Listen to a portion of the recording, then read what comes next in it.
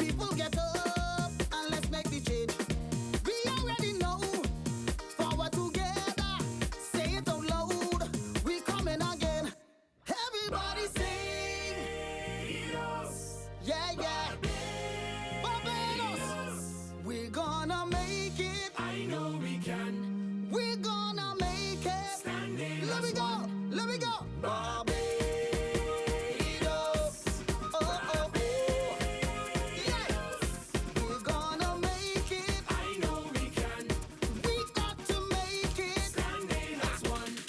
This one for the people. This one for the people. This one for the people. This one for the people. This one for the people. This one for the people. This one for the people. This one for the people.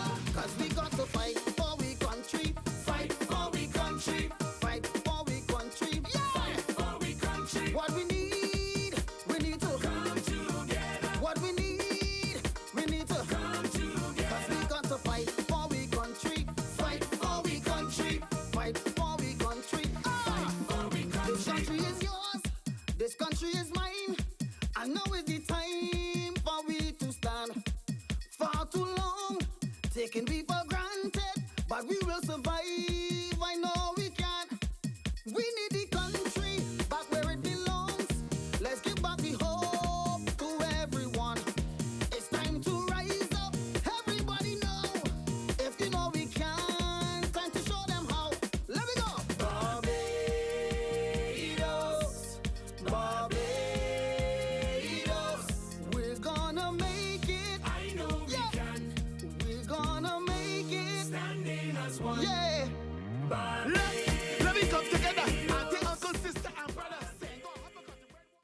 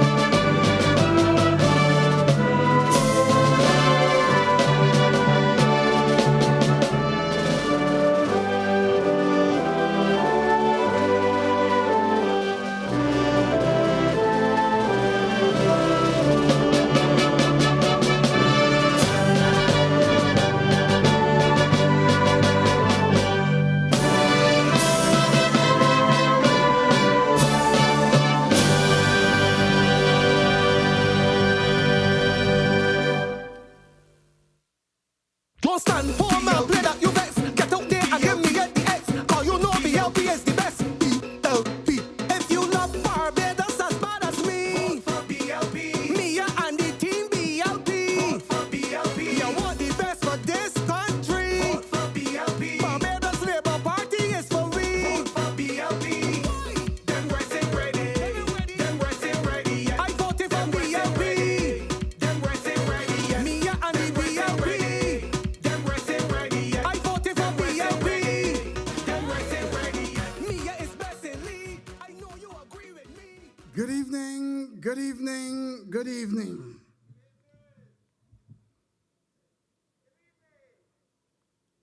We are here tonight in support of our candidate for the constituency of St. Andrew, Dr. Rommel Springer, a changing of the guard.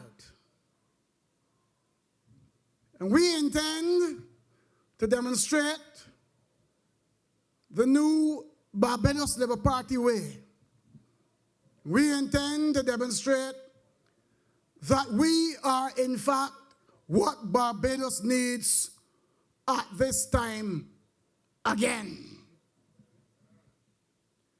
Before I get into my presentation, I wish to thank all of those individuals who joined the search for Ma Ford, the mother of my friend Adrian Ford, and we are all happy and celebrating the fact that she has been found and is now safe with us.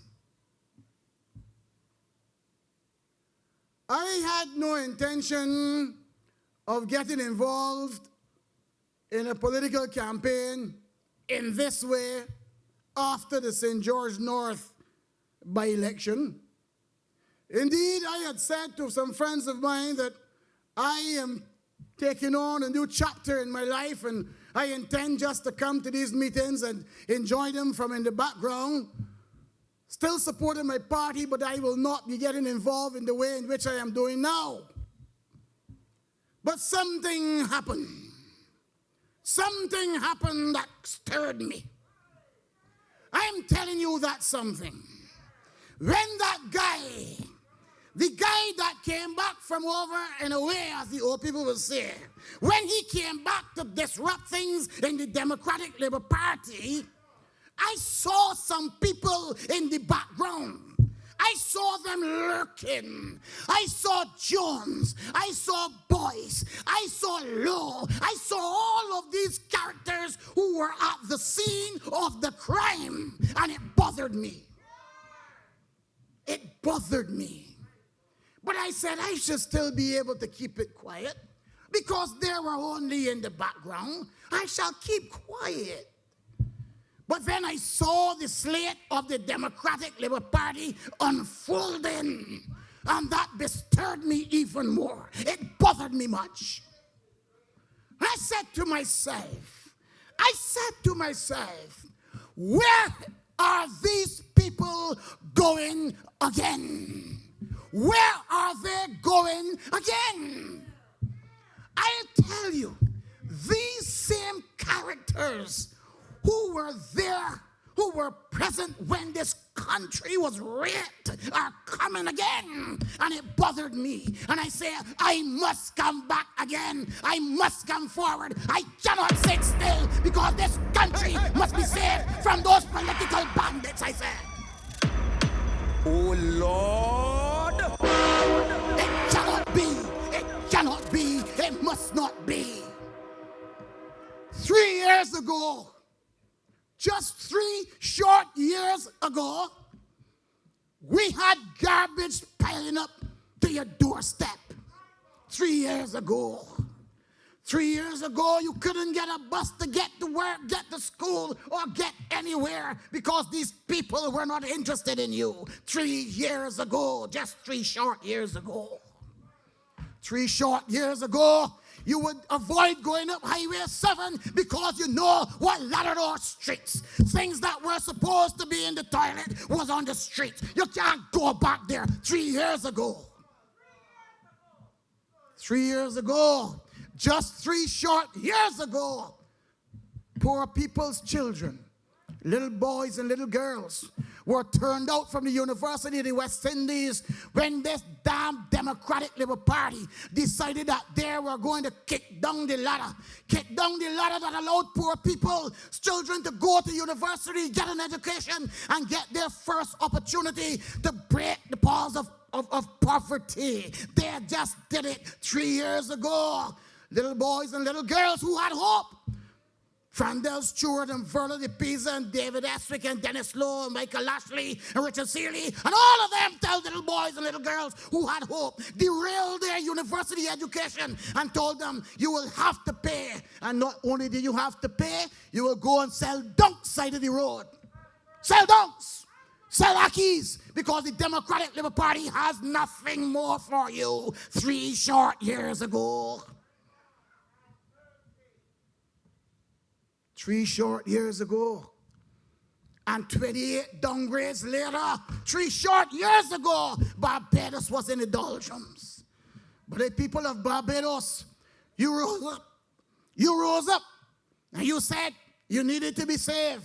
The country needed to be saved. And you elected me, Amor Motley, and Team Barbados Labour Party. And we have started the road of resurrection. We have started on the road of rediscovery. We have started on the road of prosperity. And we will continue come January 19th. 3 short years ago, Bajans were hanging their heads in shame. 3 short years ago. I ask you tonight, can you seriously consider electing any one of those people? Can you? I tell you not. This is not the time to do that. And I will tell you later on, I will tell you some things later on why you should not. But tonight I want to tell you something. This man created history. For as long as there was a Barbados Labour Party and a Democratic Labour Party, and for as long as there were elections in this country, the Barbados Labour Party toiled all over this country, and we toiled and we toiled and we toiled. But one fair day, the 24th of May 2018, the people of St. John opened their eyes, removed the scales, and they did what was right. They did what was just, and they elected Charles Griffith to represent them, and represent them he has been doing. Ladies and gentlemen, I tell you, you must listen to Charles. Hear about the work he has been doing. Hear about the transformation taking place in St. John. Hear about what is happening. Hear about the work that he will continue. Ladies and gentlemen, the Barbados Labour Party candidate for the constituency of St. John and the next representative again for St. John, Mr. Charles Griffith.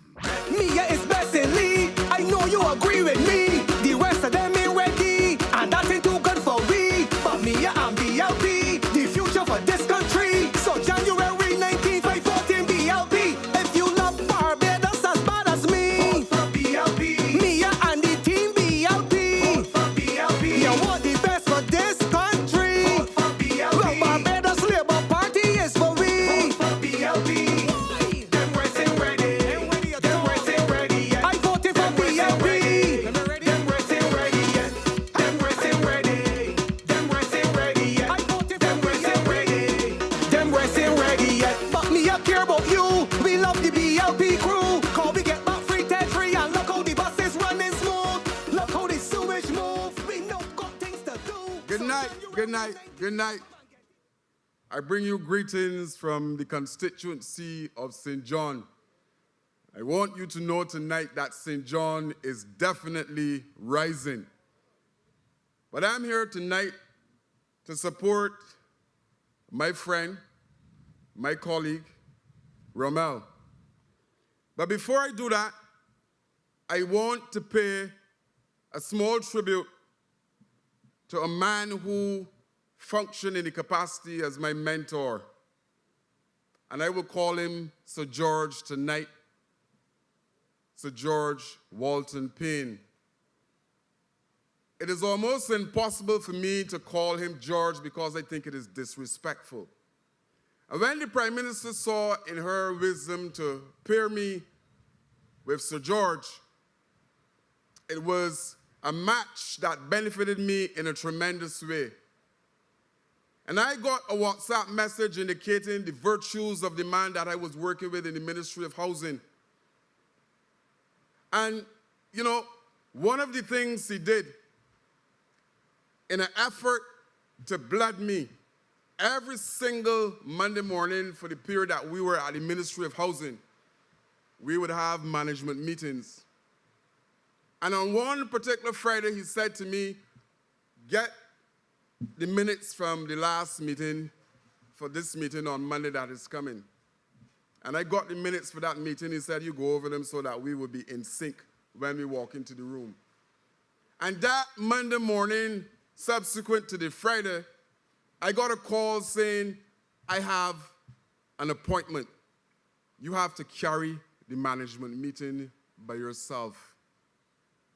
And I knew I knew instinctively from that Friday what was happening, because when I came out of the meeting, I was told Sir George would be pleased with how you conducted yourself today. And I understood what he was doing. And from the get-go, he supported my candidacy in St. John. And tonight, from this place, I want to pay particular.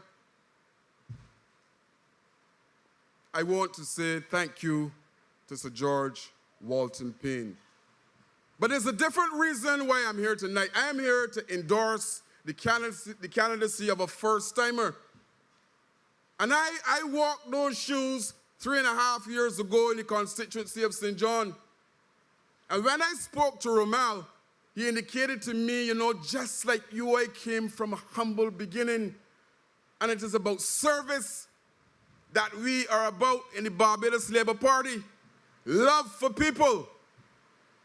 And one of the things that, again, that is common in relation to the constituency of St. Andrew and the constituency of St. John is that we're both rural. In addition to that, there's a situation that was impacting the whole eastern zone, and that is water. So I had water issues in St. John in the same way that Sir George had issues in St. Andrew and St. Thomas and St. Lucy and St. Peter. There were problems.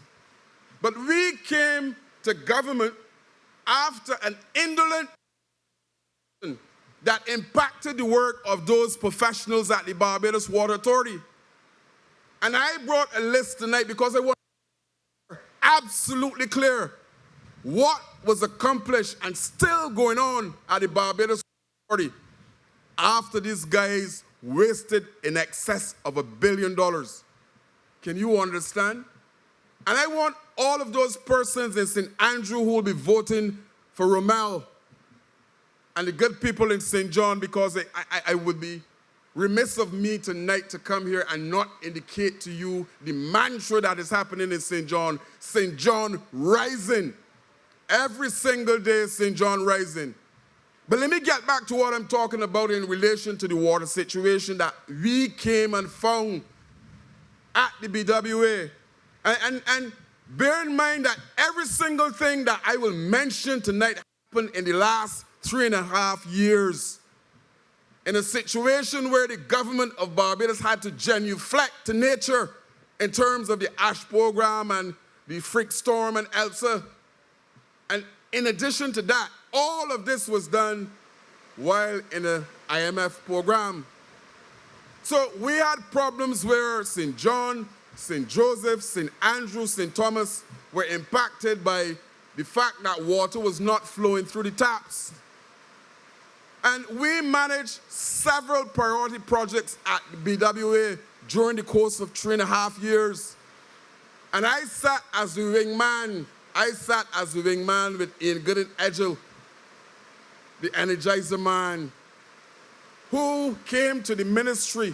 And again, the Prime Minister, in her wisdom, said, look, go to BWA and help fix the problems that are impacting your constituency and the others. And we had vineyard augmentation project that fixed the water problem as it relates to what is happening in St. John, in St. Andrew, St. Joseph. So Romal can go to constituents now in St. Andrew and say to them in a frontal way, the water problem that plagued you over the past X amount of years under the Democratic Labour Party is now fixed. And we are bringing 500,000 gallons of water every single day from Vineyard, and it is going to Beaumiston, it's going to Castle Grant, to ensure that those constituents in that eastern corridor is no longer impacted. And this situation, I want to make it clear, this particular situation impacted approximately 14,000 households in this country. But then the Democratic Labour Party would want you to believe that they had a hand in it. I have a guy by the name of Andre Worrell that in a profile is taking responsibility for fixing the water. This same water problem. But that is not all.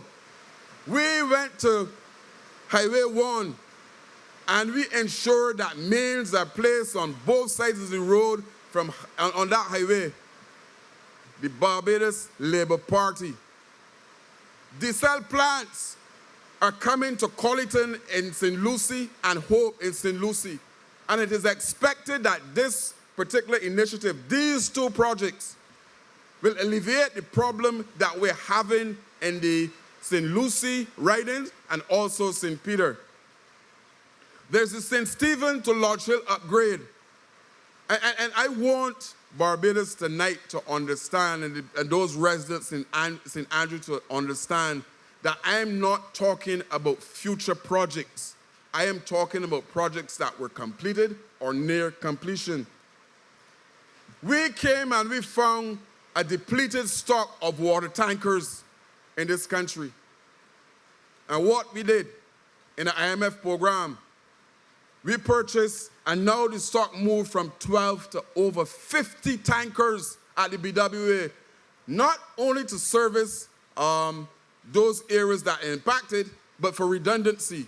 So come next year, God forbid, and we're hit by anything at all, we have the necessary resources at the Barbados Water Authority to ensure that persons have a constant supply of water. And I'm saying that these things we should not have to come and fix in 3.5 years. You heard the chairman talk about it, 3.5 years, and these things are happening. And I would have benefited from these things in St. John as well, because a large part of what is happening with Vineyard is on the land in the constituency of St. John. But what else? Barbados Water Authority again, the construction of 3 reservoirs, Fort George, Lodge Hill, and Boscobel. And I want to make it clear, because the message must go out in terms of what we came and found and what we did. We had paper-thin reservoirs at those locations that I just mentioned. But this government, led by an astute leader and the Honorable Mayor Amo Mortley, decided it was time to fix the issues as it relates to water, to make sure that these particular problems would not plague us going forward. We have tanks. We're constructing tanks at Mount Stepney, in St. Peter, in Ellerton. Again, this is the plan to ensure that the water supply is what it is supposed to be, a constant flow. We have mains replacement from the Barbados Water Authority. 23 kilometers of mains were replaced in St. Joseph, in St. Andrew, in St. Lucie, and of course, my beloved St. John, because St. John is rising. River Bay, mains were replaced. Cattle Wash, we had a major problem. We're now embarking, and it will soon be completed, replacing mains from Lamberts to Boscobel. All of these things were done in an IMF program. Precast concrete tanks. There's a need, like I said, and you must understand, I must repeat it, there's a need to have redundancy in the system. There's a need for us to have a supply that if one tank goes down, another one is in place. So we have precast concrete tanks at Castle Grant, Rising Suns, and Nate Hill. And it just so happened that I'm in the same ministry that is dealing with things like the buses. And understand that in the last 3.5 years, the bus availability in this country moved from almost 0 to now 75%. I had a spot meeting in Sherburne last night, and people asked me, you planned this? We have about 10 buses that pass through here. No, it wasn't only St. John that is benefiting. All of the corridors that I mentioned in St. Andrew, so Ramel can now have a dedicated system in his area. Look, the reality is that I am humbled to be part of this administration. I came to political life with one thing in mind, to move the infrastructure and people in St. John forward. And at Four Roads in St. John, the Prime Minister told the people of St. John, come on board with the Barbados Labour Party and help and understand and feel the love of the Barbados Labour Party. And I'm saying tonight that if you move to the constituency of St. John, you will understand and you will see that the love is there because development is coming. Individuals are benefiting at household from the constituent, from all of the programs that are happening. So I am pleased tonight. I went to a meeting and I heard Ronald Toppin saying, "It is well with my soul." And I guarantee you that every single member of the Barbados Labour Party candidate, every single minister, everyone who is attached can also say, "It is well with my soul" for 3.5 years. Can you imagine if there wasn't a pandemic? Can you imagine if there was not the Ashfall program?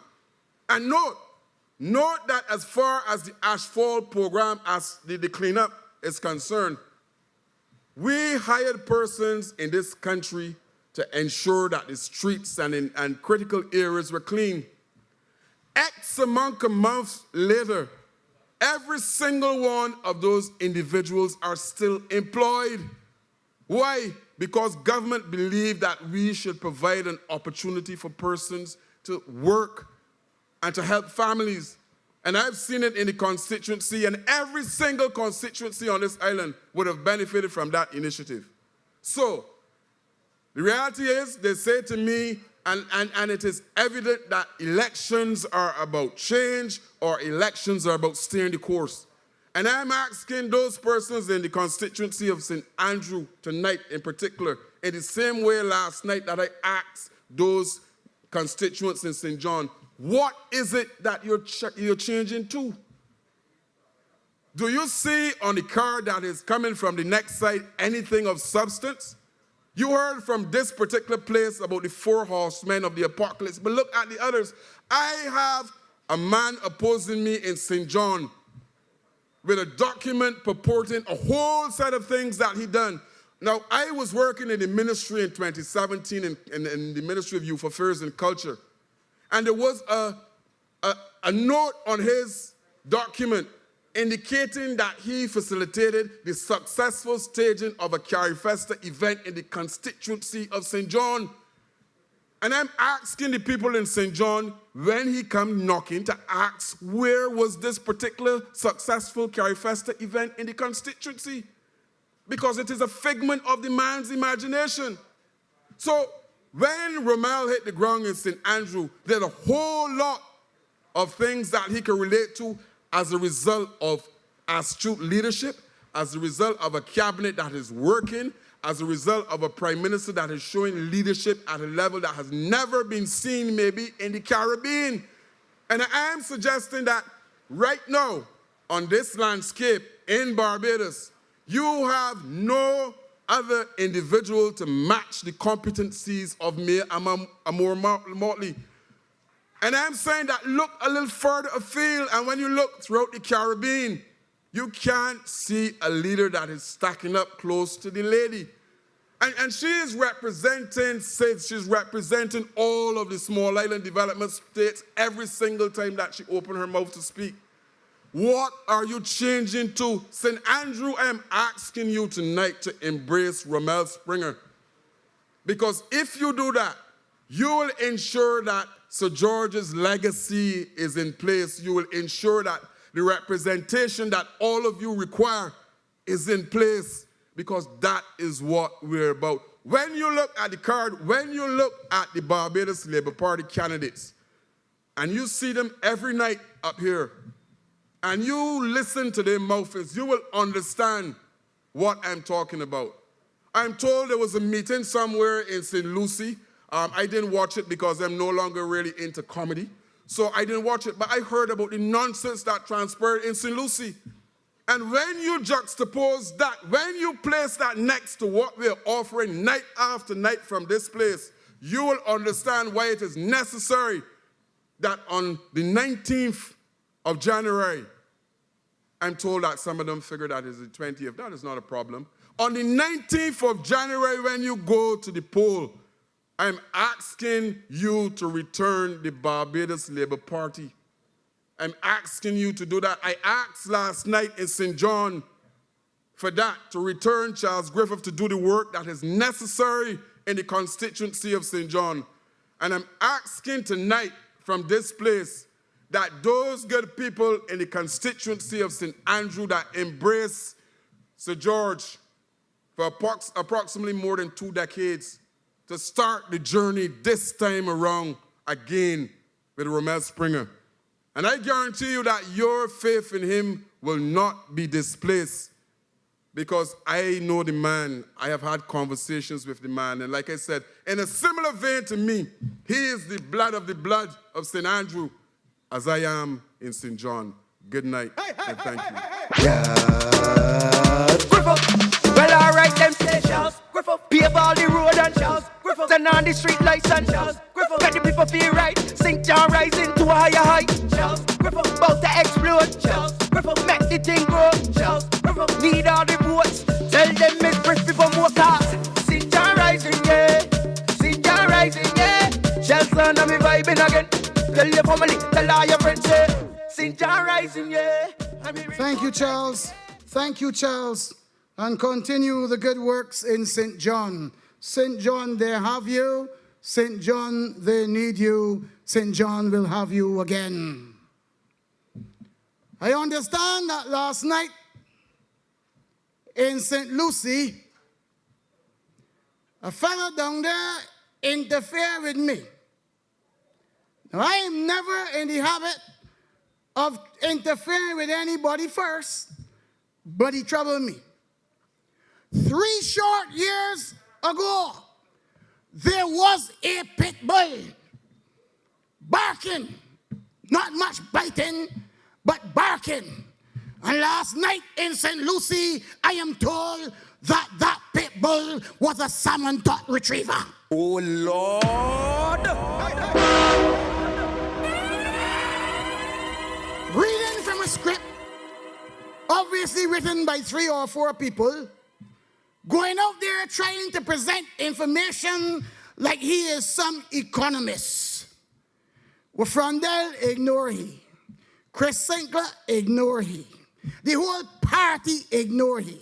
And now he wants to come back trying to look professorial and talking pretty, as though people forget the nonsense that they all did 3 short years ago.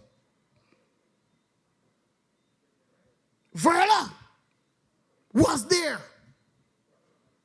Eswick was there. Seeley, there. Lashley, there. Heaven knows Lowe was there. They were there. The man who was leading the Democratic Labour Party campaign, he was there. They were all at the scene of the crime. Lord have mercy. 3 short years ago, can you think about putting him back in government again? 3 short years ago, they devastated this country. And Barbadians, if you dare consider them again, they will punish you for giving them a 30 love, because they are wicked. That Democratic Labour Party is wicked and vindictive, and they will come and they will slaughter you for giving them no seats. They will do it, because that is how they are designed and that is how they are constructed. 3 short years ago, you got rid of them. Why would you consider them again? Ladies and gentlemen, those of you in Hillaby and St. Andrew, in Orange Hill and in Belle Plaine, we continue to bring the message to you. The Barbados Labour Party has a reservoir of talent. I bring to you a young lady now who tells you as she sees it. She speaks truth to power. A social worker, an extraordinary young lady, immeasurable talent. Ladies and gentlemen, I bring to you Natalie Murray. Mia is best in lead. I know you agree with me. The rest of them ain't ready, and that ain't too good for we. But Mia and BLP, the future for this country. So January 19th, I vote in BLP. If you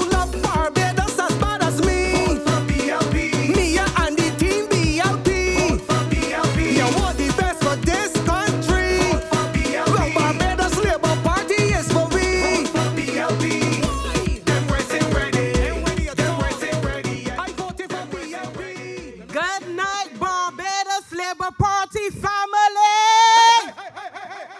Good night to the people of St. Andrew who are here to support our candidate, Dr. Romel Springer. Good night. I come here tonight with one simple question to ask the people of Barbados, and particularly the people of St. Andrew, a question that Vic Johnson, a former cabinet minister, asked the people in St. Joseph at a BLP meeting in 2008. And the question he asked them, a change from what to what, and then what? Vic Johnson went on to tell the people of St. Joseph, if you vote for the Democratic Labour Party, you're going to suck salt. Can I tell you that we suck salt from 2008 to 2018? Before I get into the meat of the matter tonight, every time I point at you, I want to hear a change from what to what, then what. So let us practice it right now. Come on. You know, people like to say that Barbadians got short memory. But I want to let you know tonight, I want to remind you tonight that we don't have a short memory. I want to let you know tonight that I remember when the Democratic Labour Party was in office, they did not buy one single bus for the people of Barbados. But yet, they want to say that they care about poor people. What poor people? They don't care about nobody but themselves. Not one bus. And I remember the people of St. Andrew. We had to walk. I am a commuter. I catch public transportation. And many evenings, I had to catch a ZR from town to Sugar Hill Corner and walk from Sugar Hill to Chalky Mount. Sometimes people with 2 and 3 supermarket bags in hand, walking from Sugar Hill Corner to Chalky Mount. And that time you're tired, hoping somebody will come and give you a ride. And they want to tell us tonight to support. Then support who? Support who? Let me hear you. A change? Then what? I remember the school children in this country on the road sometimes up to 10:30, 12 o'clock on mornings, can't get a bus to school. One teacher told me the children nowadays don't get school in time for the first and the second period. Children at the side of the road in the hot boiling sun waiting for public transportation that never come. And you want to tell me, let me hear you, a change from what to what and then what? I remember the St. Andrew, or I think it was the Shorey Village bus, coming up King Garden side. The bus broke down because the man had no money to repair the buses. And the people had to get off the bus and walk up that hill. And somebody, you don't on that bus? I know I'm talking truth. They had to walk up the hill because the bus couldn't get up the hill. You had women in this country leaving home at 5:30 on mornings, sometimes getting home at 9 and 10 o'clock in the night and finding their little children finger and mouth, sucking the finger and while they're sleeping and even get a hot meal. I'm going to want to tell me what? A change? And then what? I remember young people in this country who left secondary school. They not even get the opportunity to work. We had young people never work a day in their life in this country. And you want to tell me, let me hear you, a change from what to what and then what? And the Barbados Labour Party government came to power and said we have to correct this. We have to allow young people the opportunity to work. And they started the first job initiative. And we saw young people in this country for the first time having the opportunity to work, gain workplace knowledge and skills. I forget to tell me about the buses though. I want to tell me that upon the evening I just go home in an air-conditioned bus. Air-conditioned. And I just charge my cell phone. And free Wi-Fi if you please.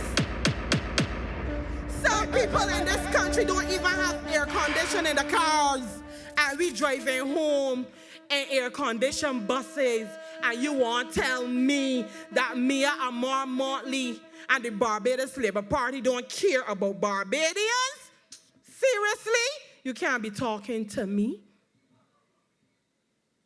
I remember in this country when I was working in Robert Street, young fellas from down in Belle Plaine, young vendors. Sometimes I would see them on mornings with 2 white buckets of fat porks, guavas, cashews, grapes, selling in Swan Street. I would find them sometimes at the top of Swan Street when I'm going down Swan Street. And before I could get back, I find them somewhere else. And I wonder, why they moving around so? Running with the 2 white buckets in the hand from the police just to make earning a decent living in this country. And I want to thank the Barbados Labour Party, led by Mia Amar Motley, for decriminalizing vending in this country. You have your men now like Mark, Lottie, Marcus, who are really happy about this transformational legislation in this country. And you have people parading, talking about give them a chance to do what? Let me hear you, a change.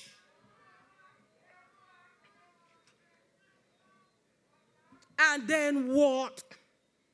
Tonight, ladies and gentlemen, I want to take a few minutes to talk and to thank George, the Honorable George Walton Payne, for his immaculate record and representation from 1991 to 2021, over 30 years of representation on behalf of the people of St. Andrew. Mr. Payne has done more than any previous representative since 1639 in overseeing the affairs of St. Andrew. I want to make mention of a few of his achievements. He secured jobs. I remember a lot of young fellas was on the block, a lot of young fellas. But when Mr. Payne came to St. Andrew and he went to Parliament, all of those young boys got work. He assisted with permanent houses. Yes, I get one. Rental units, house spots, improvement in the infrastructural development of the road network system, and the relocation of houses which were affected by land slippage. Mr. Payne, we respect you, we love you, and the people of St. Andrew, we will miss you. Mr. Payne didn't only do those things. Those of us from the St. Andrew branch can tell you the kind of loyal, committed individual Mr. Payne is. I remember, and I get teary-eyed sometimes when I talk about this. I remember when Mr. Payne, I lost my job under the Democratic Labour Party in 2009. And I was behind in my mortgage. And I told Mr. Payne, and he wrote a check the same time and made payments for me. Mr. Payne, I thank you. I want to thank you for giving the people of St. Andrew Dr. Rommel Springer.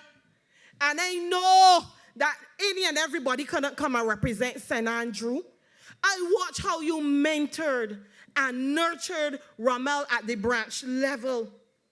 But I want to talk about Rommel, the individual. Rommel is a very genuine, committed, loving individual, and he cares about people. people. I remember when at the beginning of the pandemic, he came and he said, Natalie, I want you to walk with me to the people in St. Andrew to find out how they are coping in this pandemic. And we walked from house to house. Rama didn't pick out any house. He said, I am going to every and anybody to find out what their needs were at the time. And so he did. St. Andrew, I want to say tonight, we are in good hands with Dr. Ramel Springer.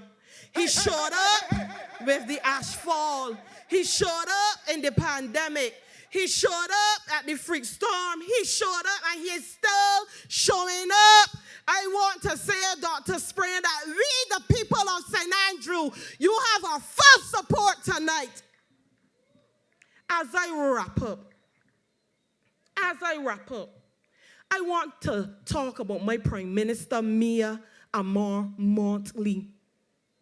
I asked myself the question, Natalie, what makes Mia Amor get up every day and give blood, sweat, and tears to the people of Barbados? I asked myself, what makes Mia Amor Montley keep going and going and going like the Energizer Bunny for the people of Barbados? Sometimes in the face of criticism, sometimes in the face of ridicule, sometimes in the face of medical challenges. Even when she lost her brother, our Prime Minister still showed up. She still showed up. And you want to tell me that Mia Amor Montley don't care for the people of Barbados? That is what care looks like. That is what love looks like. Because she cares and because she loves Barbadians, she keeps getting up, she keeps showing up. Sometimes I don't even feel like moving out my bed. But Mia show up every time, every single time. And I want to ask you tonight, if you had $1 million and you had to choose between Verla de Pisa or Mia Amor Montley to invest that money, who would you choose? Who would you choose? Mia Amor Montley. We saw how she brought down the debt in this country. We saw how she bring the foreign reserves under control. If you had to choose between Verla de Pisa and Mia Montley to represent you, who would you choose? Who would you choose? Mia Amor Montley. And I want to say to the people of Barbados, a change from what to what and then what. You know, I was trying to make some comparisons between the Barbados Labour Party and the BLP.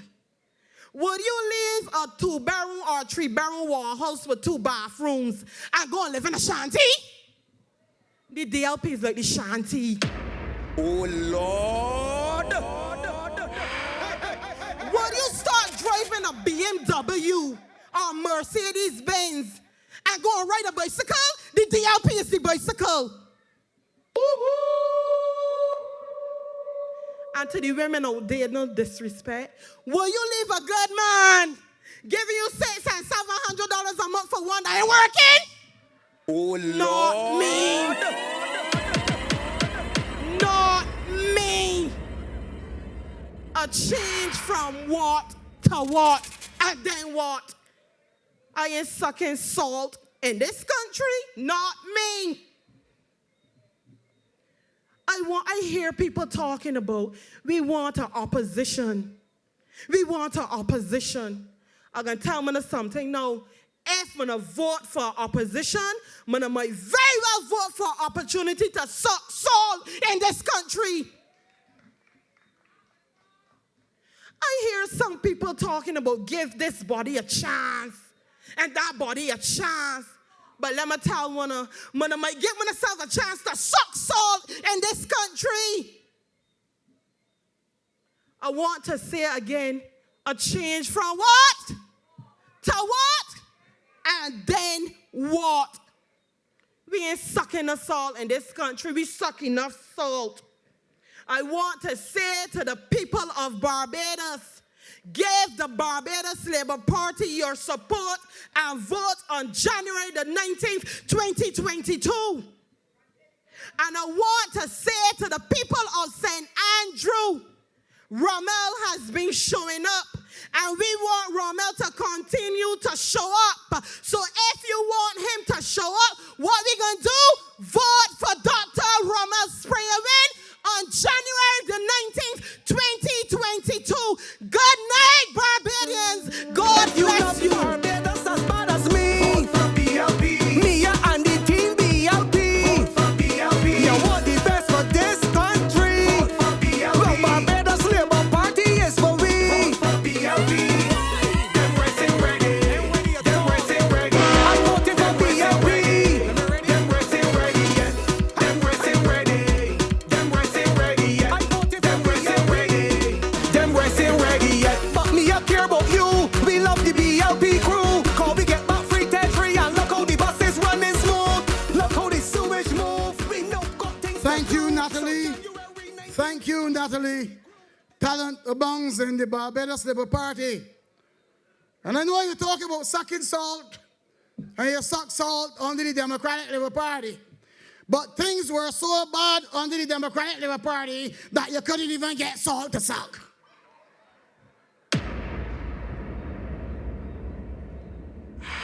Talent abounds in the Barbados Labour Party. You heard Natalie. That's how the ladies in the Barbados Labour Party conduct themselves. Not like that jumper in St. Lucie last night. Not like that woman who liked to fight down in town for men last night. Not her. But I am not going to talk about her tonight. I will have a conversation with her when I go to St. George South. Interfere with Mia and more Motley, you interfere with me, man. Oh Lord. I will talk to her when I go to St. George South. I have to keep it going. For several years, constituencies in this country have suffered. They suffered when they had Democratic Labour Party representatives, and some suffered because they had Barbados Labour Party representatives when we were not the government. And the people of this particular constituency suffered because they had a political buffoon as their representative for a long time. A man who told you that 20% is greater than 80%. A man who said to people in his constituency that when the Pine Hill Dairy had a glut of cow's milk, that you could have used the excess cow's milk to make goat cheese. That is the kind of man that that constituency had. But you know, 3 short years ago, the people, they wised up.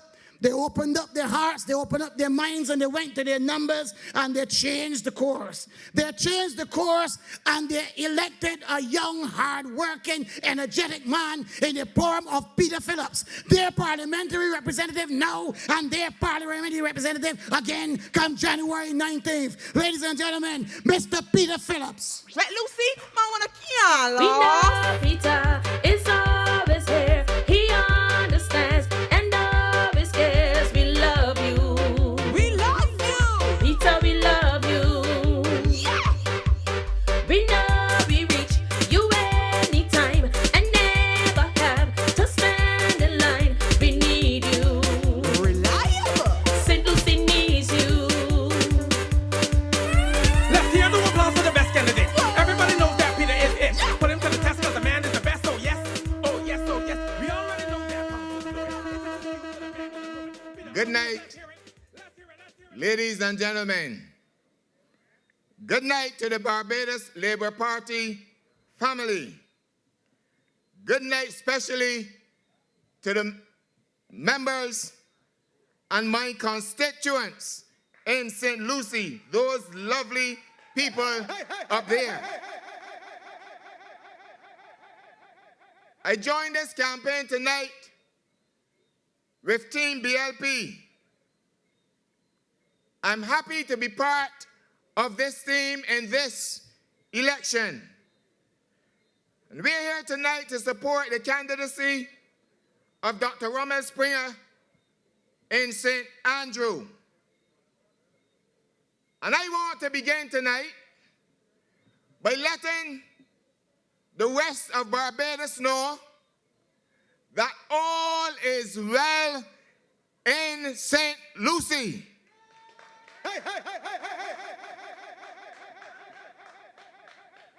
You do not have to worry about St. Lucie, for I've been in town too long.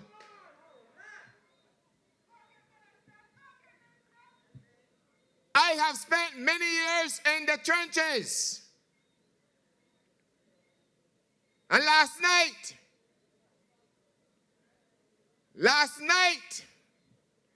a campaign was launched in St. Lucie with a gospel concert. And before you could spit, people were getting, we in this party were getting abused left, right, and center. No, that's going to be blasphemy. There's going to be mass confusion. Last night as well,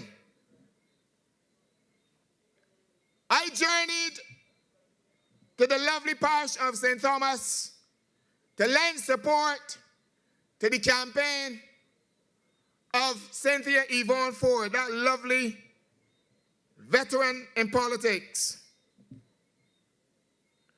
And I was introduced in that campaign, that meeting last night, as the finisher.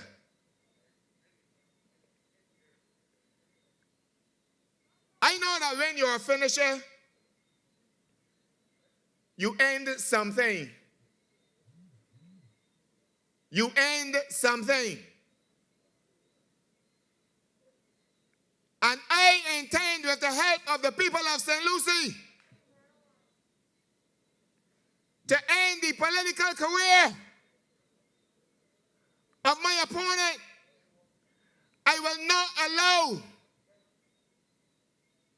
such a person to win terror on the people of St. Lucie like how she went terror on those children in Christchurch West a few years ago.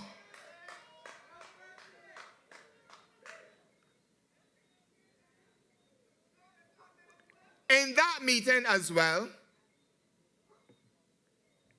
at that meeting, I got an endorsement from the opposing party. And I don't know whether you listened to them or not, but as I was making my way to St. Thomas, I listened.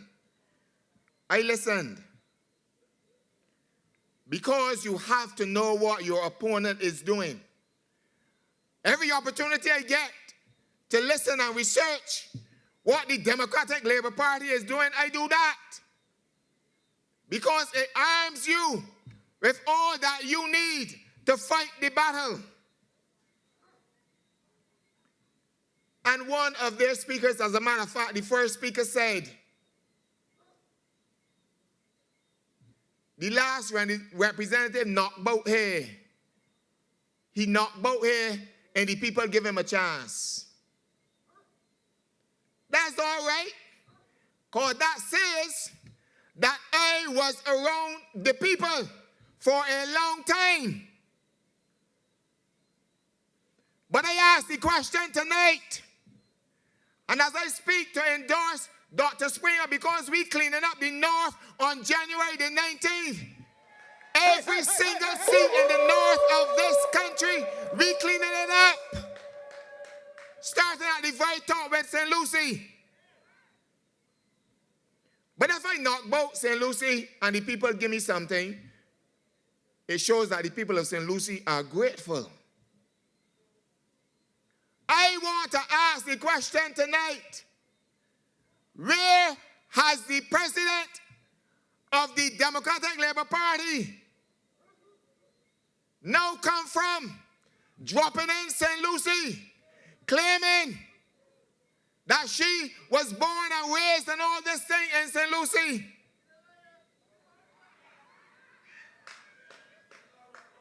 She ain't knocked about there.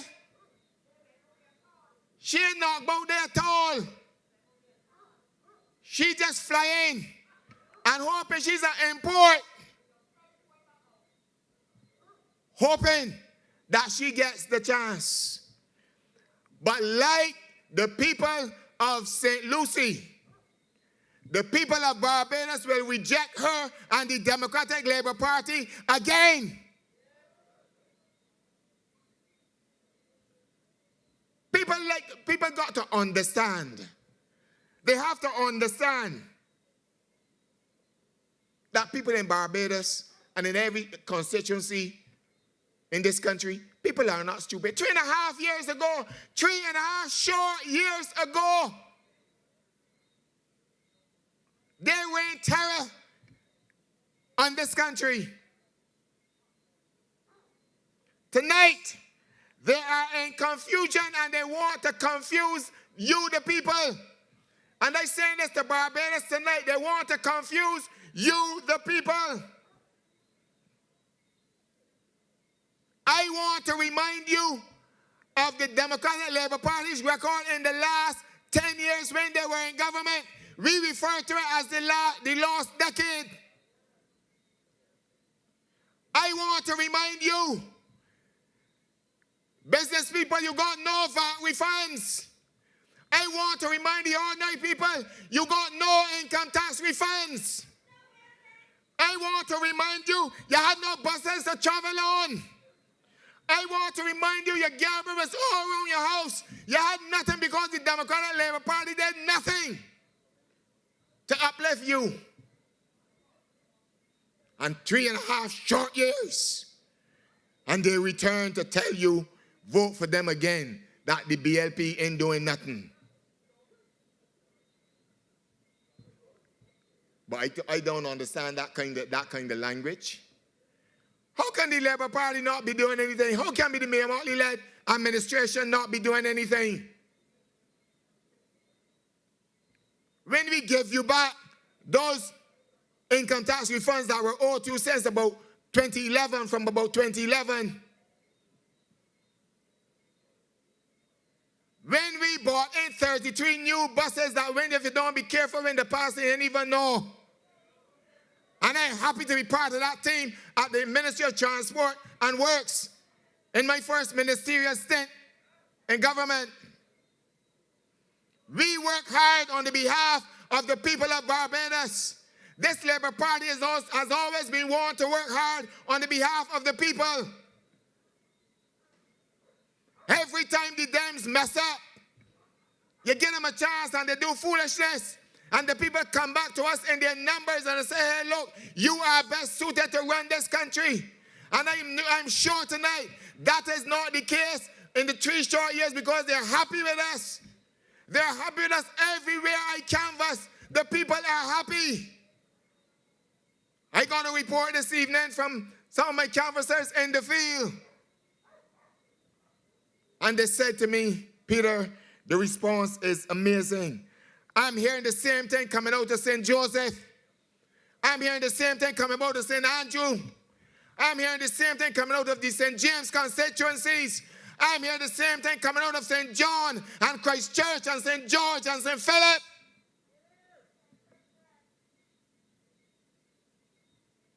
People are saying you are doing a great job, but you got a bunch of political misfits masquerading as candidates in a future government. And I can tell you this. You hear a lot of noise about election and COVID. The Democratic Labour Party keeping a lot of noise about election. We hold election, what we're going to call election. We had another 18 months that could have wait. All of that. But you saw in one of the papers when the leader of the Democratic Labour Party turned up with a 103-year-old man.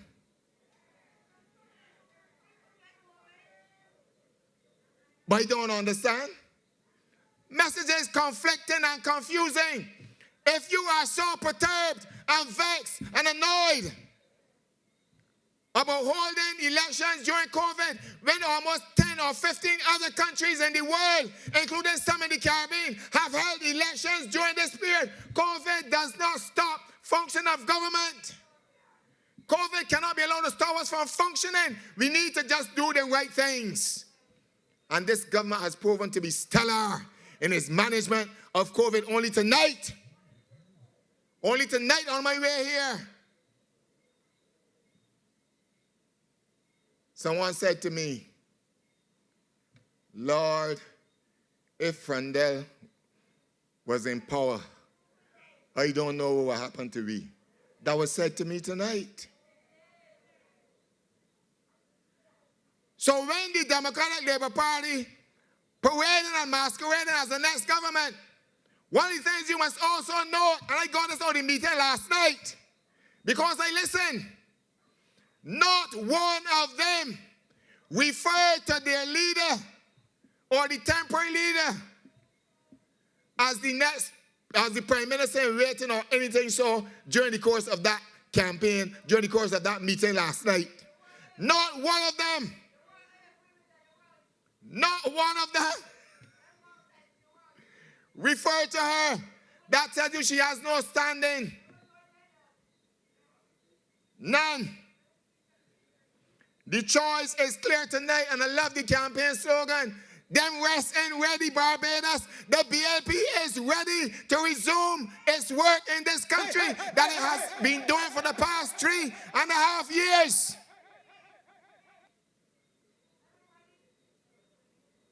We are ready to resume our work. This government has been tried and tested during the past 3.5 years. Tried and tested. We had COVID to deal with. We're still dealing with that. We had asphalt to deal with. I remember sitting in April after the volcano erupted, and on a Saturday evening at 3 o'clock, it looked like how tonight looked out here.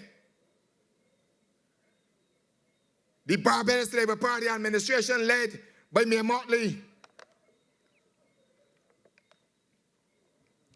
handled that situation by giving some young people some work. Then we had the freak storm. Nothing seen like that in a while. And that was followed soon after, just about 2 weeks after, by Elsa. Persons displaced. Houses damaged, destroyed. The Barbados Labour Party handled it, and I can speak to you from the Ministry of Housing. We had a number of repairs to be done, and they are in progress. We have a number of rebuilds to be done, and they are in progress. We met people as we were out there in the field whose houses were damaged during Thomas in 2010 on the 31st of October. Houses were damaged since 2010.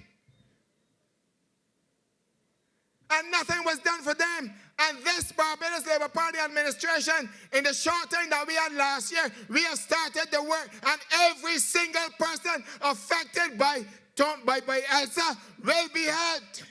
You can rest assured this administration, this Barbados Labour Party, when it is returned to power, when it is returned to office on January 19th, will continue the work that it has been doing with the restoration and the rebuilding of your houses, all of you that were damaged.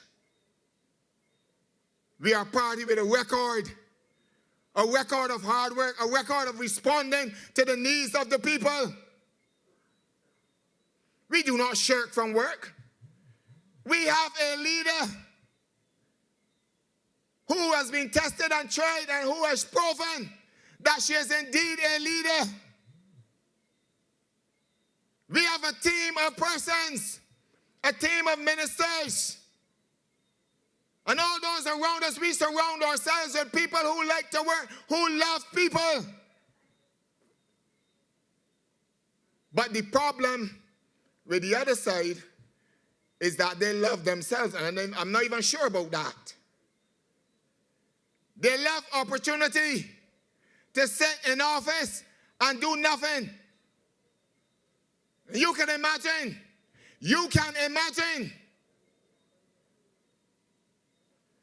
that they are saying to you that they are fresh and new. I mean, you look at them, including the person that's leading them now is warmed over cold soup.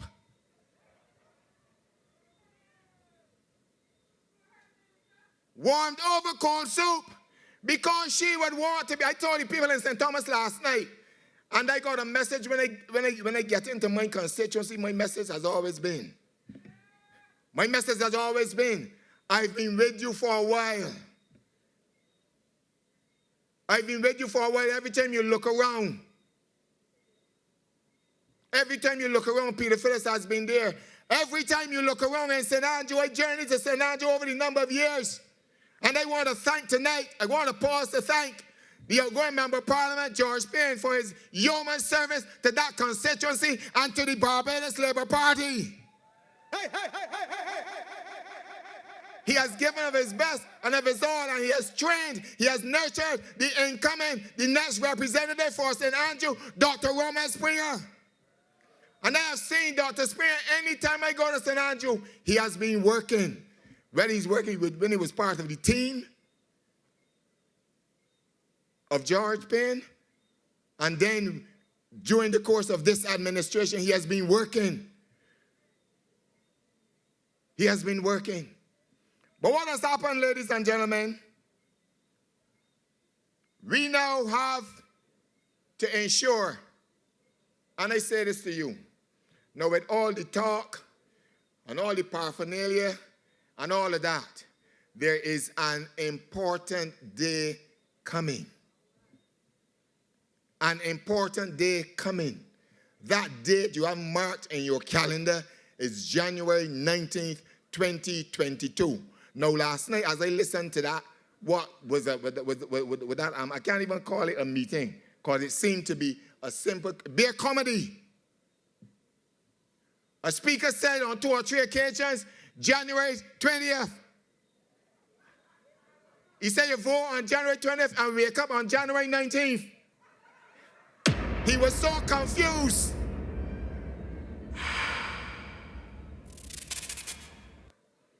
The date for absolute clarity. I say to you, all you here and all you on social media, all of you in St. Andrew, at Belplain and Hillaby, wherever you are across this country, the date of the election is January the 19th, 2022. And with all that we are doing here, if we do not get out the vote, we'll be doing it in vain here tonight. But I am confident that we are going to work hard to the end, to the bitter end, to the very end. We are going to work hard on January 19th. We are going to go into every nook and cranny in our constituencies respectively. And we are going to ensure that every single voter come out. Because look, I always hear this. I spent 2 days, my political leader spent 2 days with me in the constituency. And one of the things we told the people, flour and cake. Support, don't win your seat. The vote.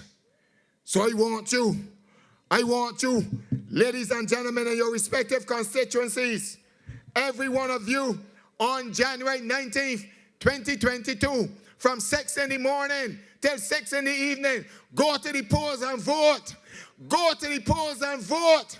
Go to the polls and vote and give the Barbados a resounding victory, the Barbados Labour Party, a resounding victory on January 19th, 2022 to return to office and to continue his good night. Give Dr. Roman Spear the opportunity in St. Andrew as the people of St. Lucie will give me that opportunity. Good night. God bless you. But in Peter's case, it is yes, man. Peter Ricardo Phillips, aka Community Boss, from Parish Ambassadors right across St. Lucie. I wanna We know Peter is always here. He understands and always cares. We love you. We love you. Peter, we love you. Yeah. We know we reach you anytime and never have to stand in line. We need you. Reliable. St. Lucie needs you. Let's hear the applause for the best candidate. Everybody knows that Peter is it. Put him to the test because the man Thank is the you, best. Peter. Thank you, Peter. We know that once again, St. Lucie will be in safe hands when you are returned as a representative once again. I want to admonish the persons who are coming here to speak tonight, and I'm very serious about this.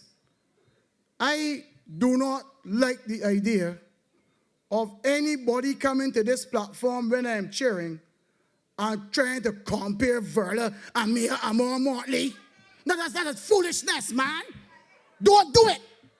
Don't do it. It is wrong. It does not make any sense, and you should desist from doing so. Get vexed with me if you like. I don't give a damn. Don't do it. Blasted foolishness.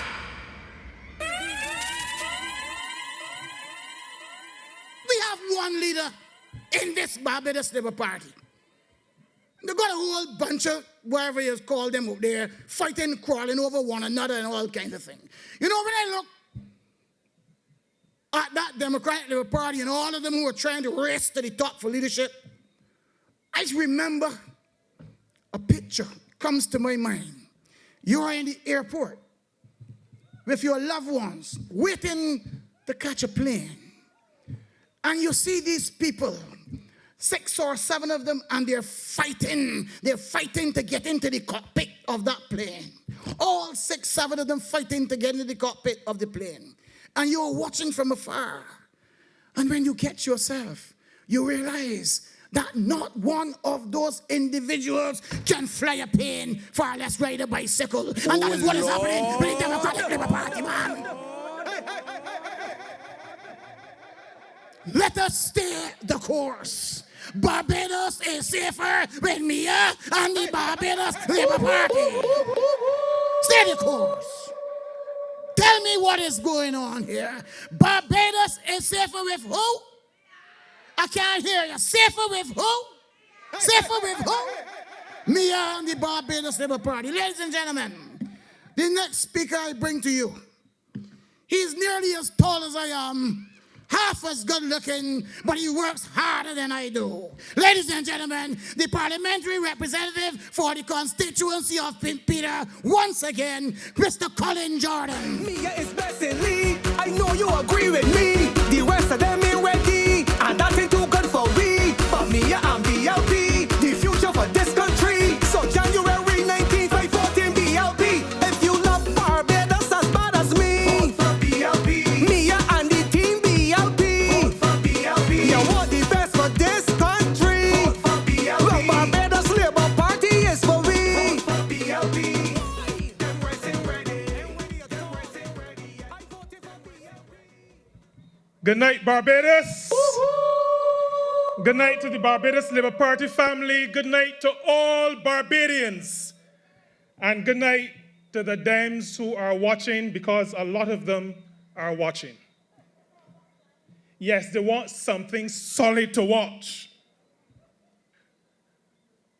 I don't have a lot of time, but I have a lot of things to say to all of you this evening. The man that is twice as good looking as me took up 2 of my minutes. I want them back because I don't like people telling the truth about how I look. But I want to say to you, ladies and gentlemen, that this election, the election of the 19th of January, is an election when the people of Barbados will have to make a decision on whether they want to continue going forward or whether they want to stall in the middle of a hill. That is the question that has to be answered by the people of Barbados. Do you want to keep going forward, or do you want to stall in the middle of the hill? Now, I say the middle of the hill because all of us understand that Barbados is in a difficult place. The entire world is in a difficult place. So we are in a hill. And I come this evening to talk a little bit about Rommel Springer. When I leave St. Andrew to come to St. Peter, I have to come up Cleland Hill. And on New Year's morning, I was driving up there, and the car felt as though it was going to stall. I said to myself, but I got to tell the people, because if you vote for the Dems, you will stall and start running back. The Democratic Labour Party and the Barbados Labour Party is really a story of contrast. A story of contrast. The Democratic Labour Party has presided, when it was in office, over what I consider to be the great northern neglect. The great northern neglect. And you know why the Democratic Labour Party neglects the North? You know why the Dems don't like the North? They don't like the North because they feel the North supports the Barbados Labour Party. And the Democratic Labour Party has always been prepared to destroy the people who may like them because they don't like the next door neighbors who don't vote for them. So when they neglect St. Peter, they neglect St. Lucie to the same extent. Equal opportunity destroyers. That is what the Democratic Labour Party is. For 10 years, the Democratic Labour Party refused to do anything about water situation in the North. They held the St. Lucie seat, but because St. Lucie is in the North, along with St. John, St. Joseph, St. Thomas, St. Andrew, and St. Peter, they were prepared to sacrifice the entire North because of their incompetence and their dislike for the people of the North. This Labour Party came into office, ladies and gentlemen, and in 3.5 years, there is a new tank in Half Acre in St. Lucie. A new water tank. There is a new water tank in Boscobel. There is a new water tank in Mount Stepney. In St. Peter, we say the Mount. There is a new water tank in Indian Ground. In 3.5 years, water in St. John and St. Joseph, water coming to St. Peter and St. Lucie, in St. Andrew. And all of this, ladies and gentlemen, in the middle of a pandemic. In the middle of a pandemic, the Barbados Labour Party is able to do work to undo the mismanagement, the wicked mismanagement of the Democratic Labour Party. Beside the water tanks, in St. Peter and in St. Lucie, some people complain that they're seeing too many big trucks on the road. The Barbados Labour Party was able to purchase new water tankers to service the needs of the people in the North, all in the middle of a pandemic. a story of contrast. New means are being laid in St. Peter and in St. Lucie, in the Lamberts area, in the Boscobel area, means in St. Joseph, all in the middle of a pandemic. A study of contrast, changing and reversing that great northern neglect of the Democratic Labour Party. Work has started on a desalination plant in Colleton in St. Lucie to serve St. Lucie and St. Peter and to serve portions of St. Andrew, all in the middle of a pandemic.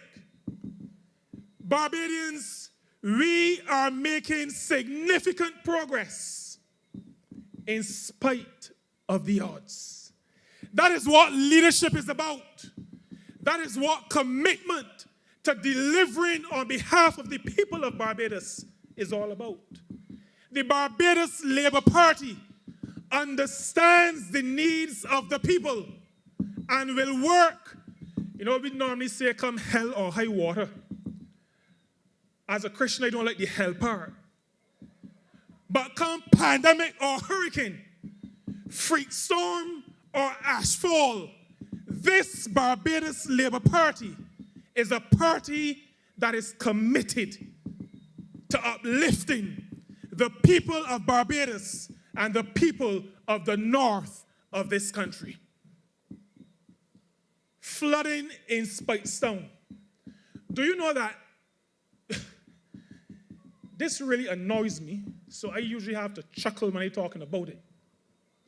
But do you imagine that there was 4, 5, 6 feet of water in Speightstown? And a man who was a minister of government turned up after the flooding happened early in the morning, turned up at 1:30 in the afternoon. Mayor Amor Motley and myself in Speightstown early in the morning, walking in mud, water covering the shoes. A man from the last administration turns up at 1:30 in the afternoon. You know what he turned up with? Not the Ministry of Transport and Works, not with the drainage unit. You know who he turned up with? An entourage of media personnel. He came to take pictures. The Barbados Labour Party builds drains.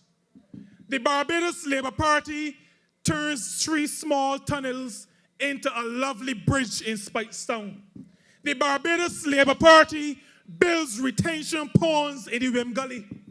The Barbados Labour Party builds retention ponds in Sailor Gully.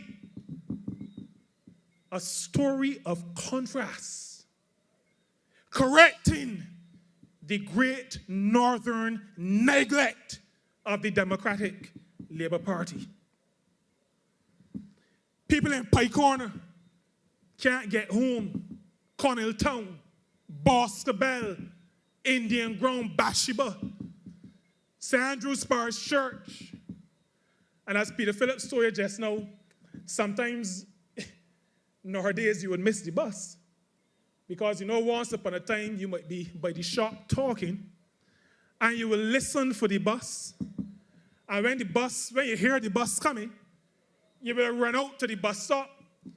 Nowadays, and this is maybe, I have to register a complaint against the Barbados Labour Party because you've stopped some people from socializing. People now have to stand up by the bus stop because they may miss the electric buses. And this Barbados Labour Party sends electric buses all over the country. We don't keep electric buses for flat road and smooth road. Electric buses go to all corners of the north because we believe that we have been elected to serve the people of Barbados, not the people of any particular place, but the people of Barbados. Garbage, great northern neglect of the Democratic Labour Party. The only time that we've had in their term in office decent garbage collection was when there was going to be a state funeral at the St. Lucie Parish Church. Garbage was collected twice a day, every day, for a week. Scandalous people. People who are only interested in the optics. The Barbados Labour Party purchases garbage trucks. That is why they were upset with Trevor Prescott for going to the port to see the garbage trucks, when it seemed as though the dams don't like garbage trucks. I mean, a party with so much garbage should like garbage trucks. They seem to have a problem with garbage trucks, but we buy them and we press them into service. And while we may not have perfect service, the people of the North, the people of St. Lucie and St. Andrew have seen significantly improved garbage collection in our communities. Ladies and gentlemen, I know that there is time limitation, and I see a sign in front of me. I wish the timekeeper was the Speaker of the House of Assembly. He normally gives me, Mr. Holder, where are you? He normally gives me a few extra minutes.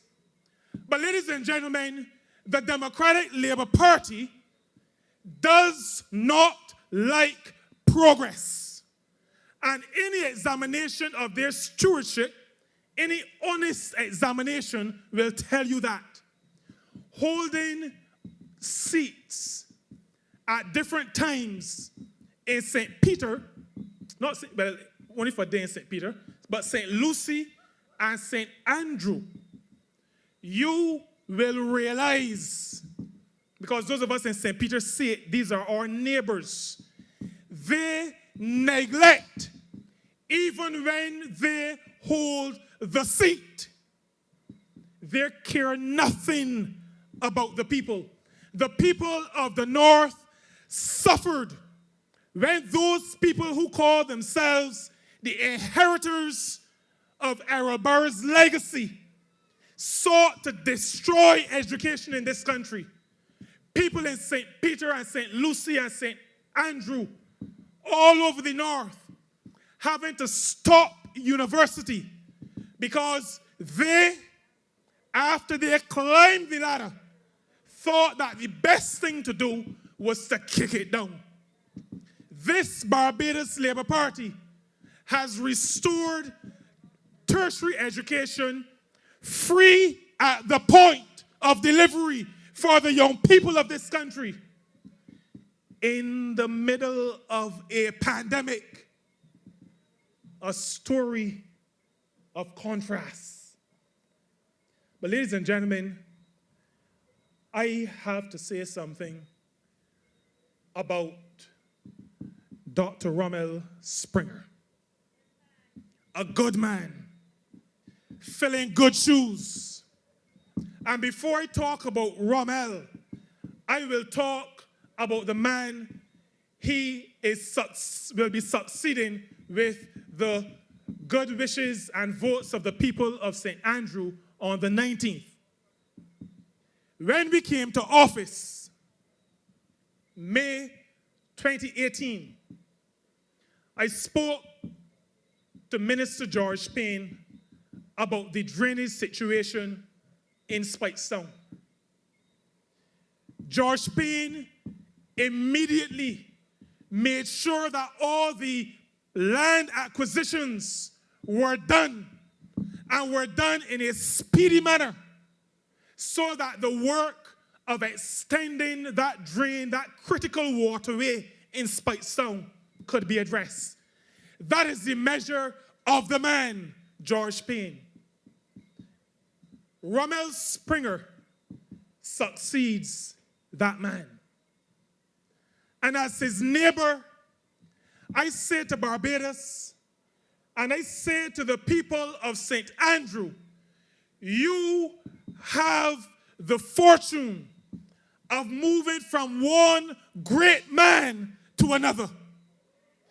I have seen the man, a humble man, a man with a PhD, but a humble man. When you see Rommel moving around, you don't see a PhD. When you see Rommel moving around, you don't see little foolish boys standing up outside of the BRA office waving $50 bills. You don't see an aspiring crook. You do not see somebody who, having not yet won a seat, is anxious to hold $100 bills and $50 bills in their hands. You see a humble man who wants to serve the people of St. Andrew. You see a humble man who wants nothing more than to serve this country, Barbados. You see a man who reflects on the fact that the educational system has been good to him and that he wants to repay his country by serving the people of his country. You see a man who is a team player, who is part of this team behind a single leader, Mayor Amor Motley.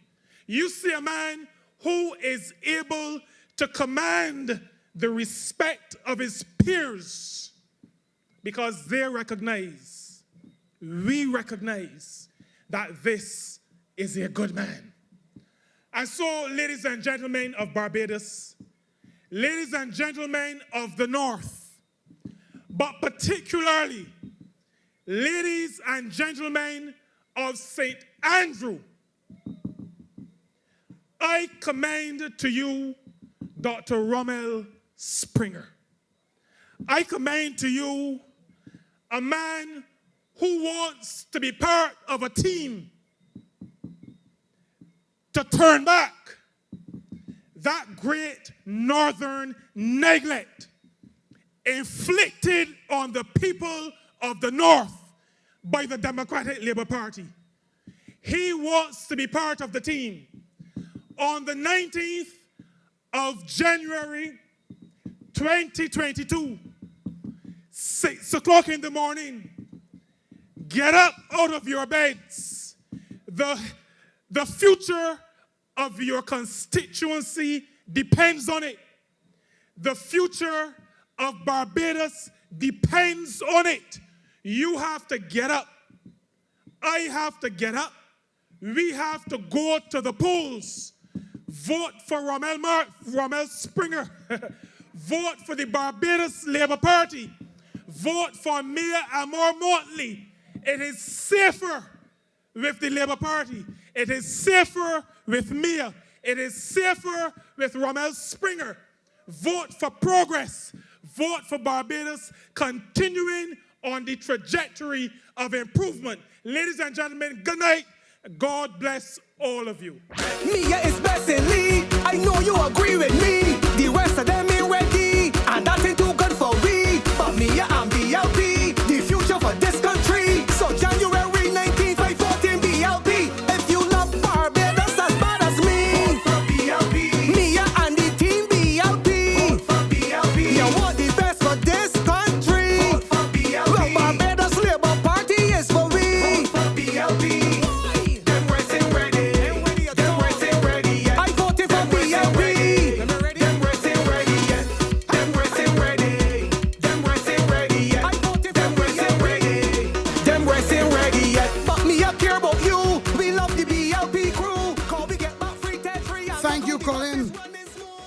Thank you, Colin.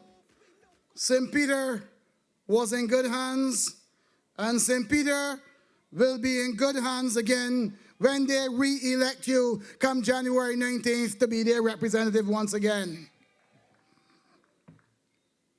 You know, I want to say good night again to the people in Hillaby, people in Belle Plaine. I want to say good night to you again. I want to say good night to all you wonderful people in St. Andrew. And to my good friend, George Payne, I know you are listening. I know you are listening, George. And I send you a wonderful good night from the Barbados Labour Party.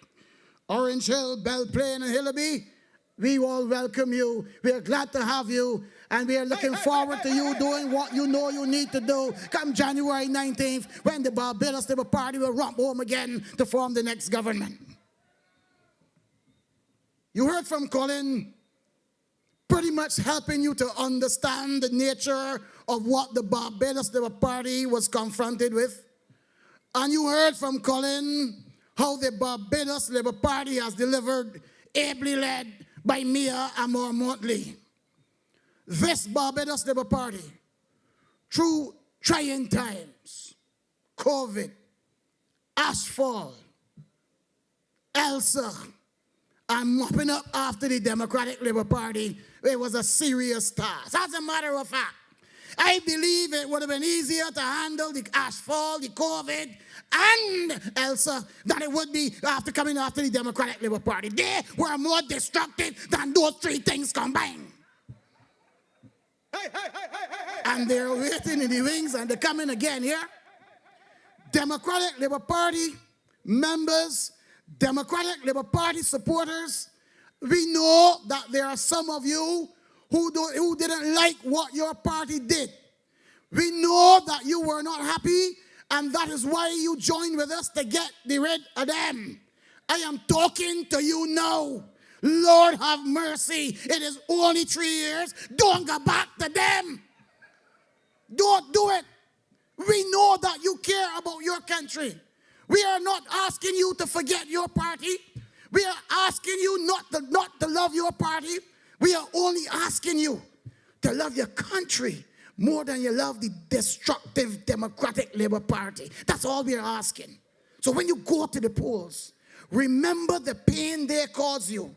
Remember the shame that Stewart and Verla and those people put in your face. Remember the dirty things they did. Remember Law. Remember Eswick. Remember Lashley. Remember them all. Seeley. Remember the nasty things they did. Remember the shame they put in your face. And remember how they made Errol Barrow, a right excellent Errol Barrow, how they hurt him. And if he were alive, he would say to you, do what you do last time, do it again. He would tell you to do it again. But ladies and gentlemen, there's going to be more time for that. I have joined this Barbados Labour Party for so long I can't remember. And I've met some wonderful people since I have joined this party. Decent, honorable men and women. And you know, I spent a lot of time in St. Joseph.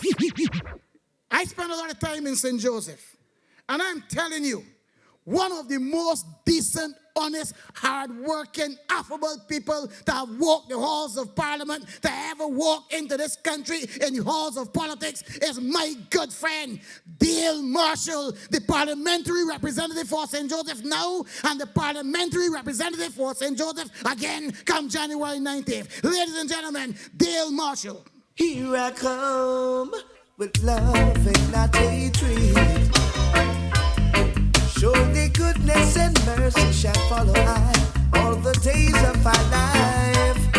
Envy no one, no wish to be with no evil man. Then come the day when you'll be free by the Father's hand. Leave up huge children. Oh yeah. Leave up past that children. Good night to the wonderful people of St. Andrew. If you only knew what a role you have played in my life for the last 30 years, if you only understood that the shoulders that I have stood on to reach where I have reached have been yours, if you only understood that today I am the representative for the constituency of St. Joseph because in part of you, then perhaps you would understand why I have to be here tonight. I'm here tonight to speak perhaps about three things. I'm here to speak about the stewardship of the Barbados Labour Party over the last 3.5 years. And I'm here to speak about the candidacy of my friend Rommel Springer. And I'm also here to pay homage to my friend and mentor of 40 years, George Walton Payne. And any homage that I could attempt to pay to George would be so emotional that it is perhaps better if I leave it to last. Let me tell you about our stewardship over the last 3.5 years. Perhaps the best way to consider it would be to look at my face. Because 3.5 years ago, I am told that my hair was black. Now I have a gray beard that my father or grandfather never sported. And it speaks not to a fashion statement, though I understand that it has now been taken up by many men. It speaks to the hard work that we put in from day one. I remember we got sworn in, Mia and I, in the morning of the day after the elections. And I had left St. Joseph at about 4:30 that morning, and Mia said, well, they'll be getting sworn in around 10 o'clock. So I didn't sleep, and I went to the government house at the appropriate time, and I thought that the Prime Minister would allow me a chance to go home and get a little rest. She said, no, Dale, we're going straight to government house. And we left government house after midnight that night. And day after day after day has been exactly like that, not just for me, but for Colin. It has been like that for Wilfred. It's been like that for Jerome. It has been like that for every single one of us. 3.5 years of solid hard work. But it has been 3.5 years of solid hard work because of the mess that we were obligated to clear up. In thinking about the burden that we had to bear as your government in the last 3.5 years, you should remember just a few things. There was an administration in this country between the year 2008 and 2018 that would be best forgotten. If possible, any memory of the Democratic Labour Party running this country for the last decade should be purged from our memory. But the wiser folks among us have warned us that if you forget your history, you're doomed to repeat it. And I know that none of us would ever want to repeat a decade like that. Not one of us. Colin has given you chapter and verse about the neglect of rural Barbados. About the neglect of rural Barbados that the Democratic Labour Party not just presided over, but took a conscious decision to perpetrate in the hope that it would somehow weaken the members of Parliament who represent the BLP in those constituencies. But Colin, if you're still here, with due respect, you didn't feel it the way I felt it. You were not in Parliament at that time. I'm glad you're with us now. I'm glad to have you as my brother. But between those years, I had the people of my constituency looking into my eyes without water, without garbage being collected, without buses. They looked into my eyes as the road infrastructure crumbled week by week by week and day by day by day. The last administration spent not a penny on the Scotland district. They stood up and watched houses destroyed through slippage and raised not a hand to help. Ramel, they watched the clinic in Belle Plaine and the clinic in Horse Hill virtually disintegrate to the point where they were not fit to treat human beings. And their response was not a response where it said, let us fix the problem. Their response was, let us destroy those clinics because we simply can't afford to maintain them. Now, representing people is not an easy task. It isn't an easy task. But the pain and suffering that the people in the north of Barbados felt, many days it would have thrown weaker men to their knees. And I said I would speak about George near the end. But George and I were a tag team.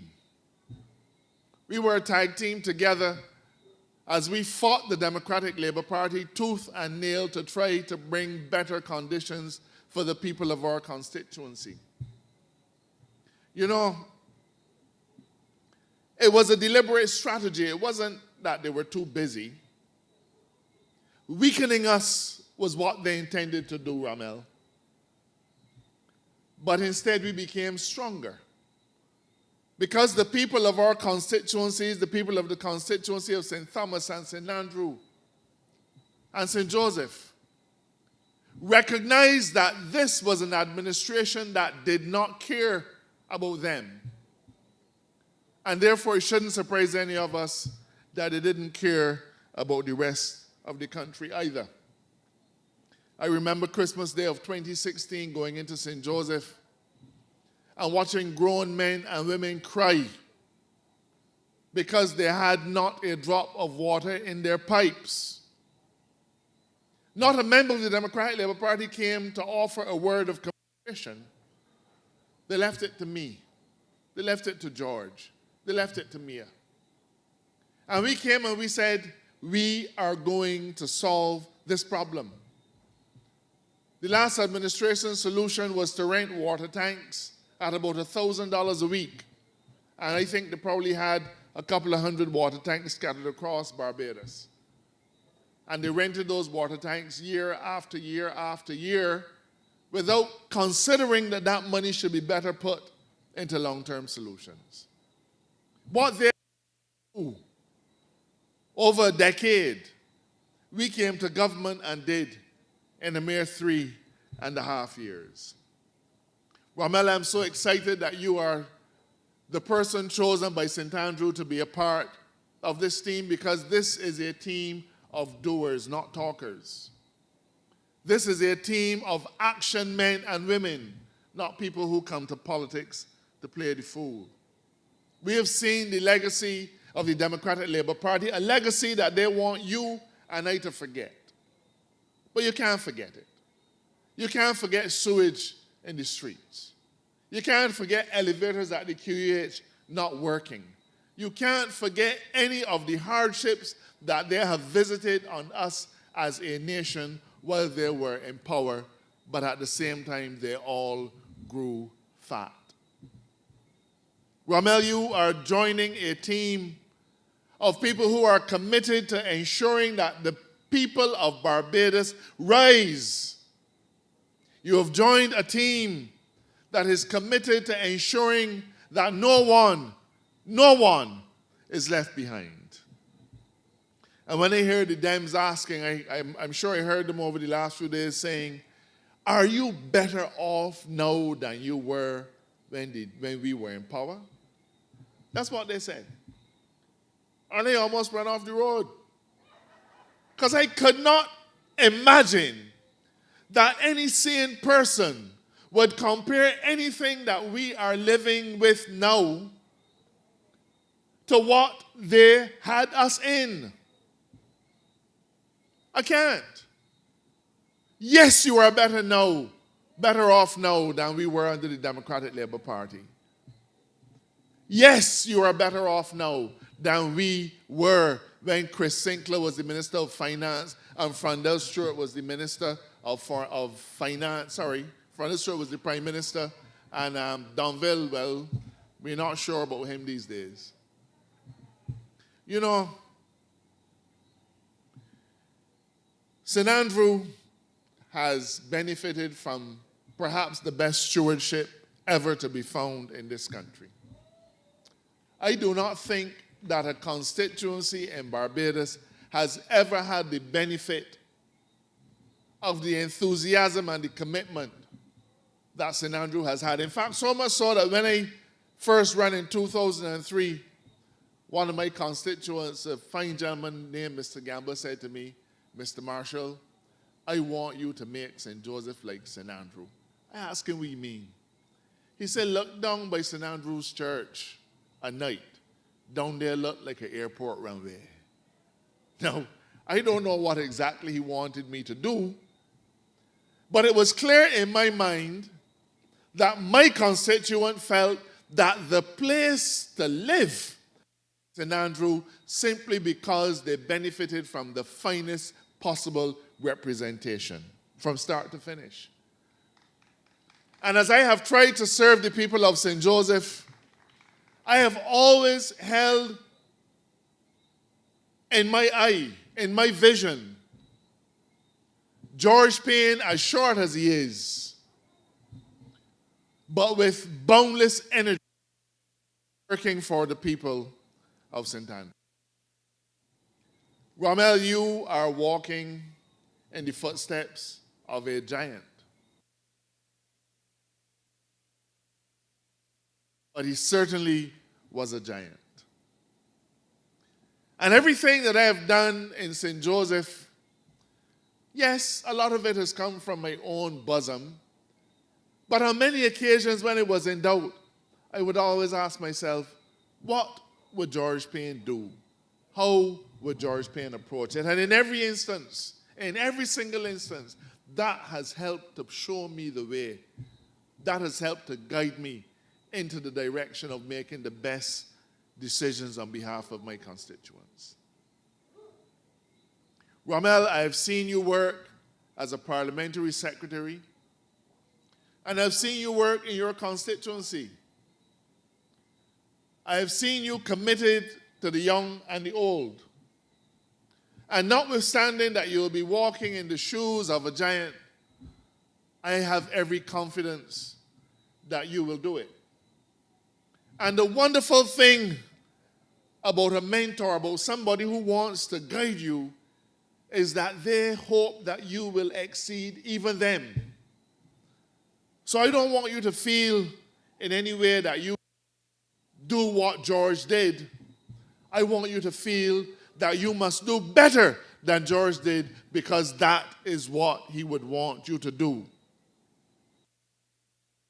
And Rommel Springer, to the people of this constituency, I have heard him speak eloquently in the Senate. He has come to me on many occasions grappling with serious issues, and he asked me, "Dale, could you perhaps explain this point to me? I don't quite get it." And in him I see humility. I see a person who is willing to learn, a person who is willing to seek counsel, a person who is willing to be guided not by his better, perhaps by his elder, but by someone who's been walking this road before. Yes, you're going to be walking in the footsteps of a giant, but George Payne came to politics to make St. Andrew a better place than it was when he found it. If you ever have the chance to listen to him, he will tell you about his work with Standard Cricket Club. He will tell you about the work he did trying to transport in St. Andrew way back in the 70s. And I don't think George had politics in mind. What he had in mind was a sense of community, a sense of belonging, and a sense of obligation to his fellow man. I have traveled the world with George, and I've heard him tell the story of how he used to run marathons barefoot. And people look at this short stature of a man, and they can't adjust to the idea that this person, who is now representing a country at the highest level, used to run barefoot. George says to me he has aches and pains now in his legs, and it is in part because he ran barefoot. But he's never been ashamed of the fact that there was a time in his life when he did not have shoes to run in. He has never been ashamed of the fact that there was a time in his life when he perhaps did not have as much as other people. A giant.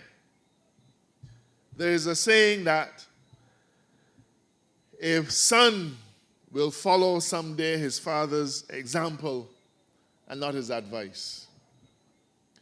In the 40 years that I've known George Payne, he's given me advice on everything from who I should marry, who I should not marry, where I should build a house, what house to build. In fact, I sometimes felt that George Payne wanted to live my life for me.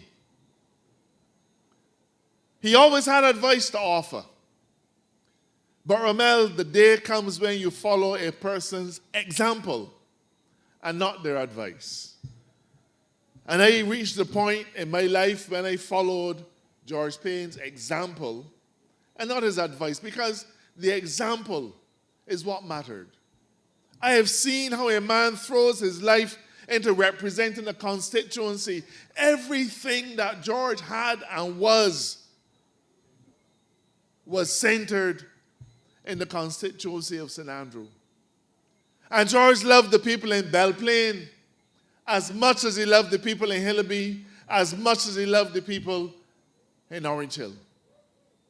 There was no one that George ever felt was not deserving of his attention or his time. I am proud to have been the tag team partner of George Payne. And I remember in 2003 when I first ran, George threw his every effort into my campaign, so much so that he did not canvass a single day in St. Andrew. And a man who was accustomed winning by 2,000 votes won by a mere 400 votes in that election. And he said, but George, you gave up. You almost risked your constituency to help me to land St. Joseph. And he said, because I believe you are what St. Joseph needs. And George devoted his time and effort to helping people from outside of St. Andrew. And I noticed because many days people came to me and said, Mr. Marshall, I can vote for you, but not because I like you, but because George Payne give me a job. They would have left St. Joseph and went to St. Andrew and sat outside his constituency office on Thursday night. And regardless of where they came from, George Payne held out a human hand to them. That is a legacy that is worth remembering. Ramel, I wish you well. I want you to succeed where George has not. I want you to exceed the contribution of George Payne to the annals of history.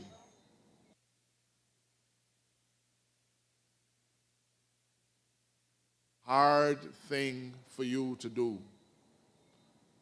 When the history books are written, the same way as people speak about Grantley Adams in St. Joseph, they'll be speaking about George Payne in St. Andrew.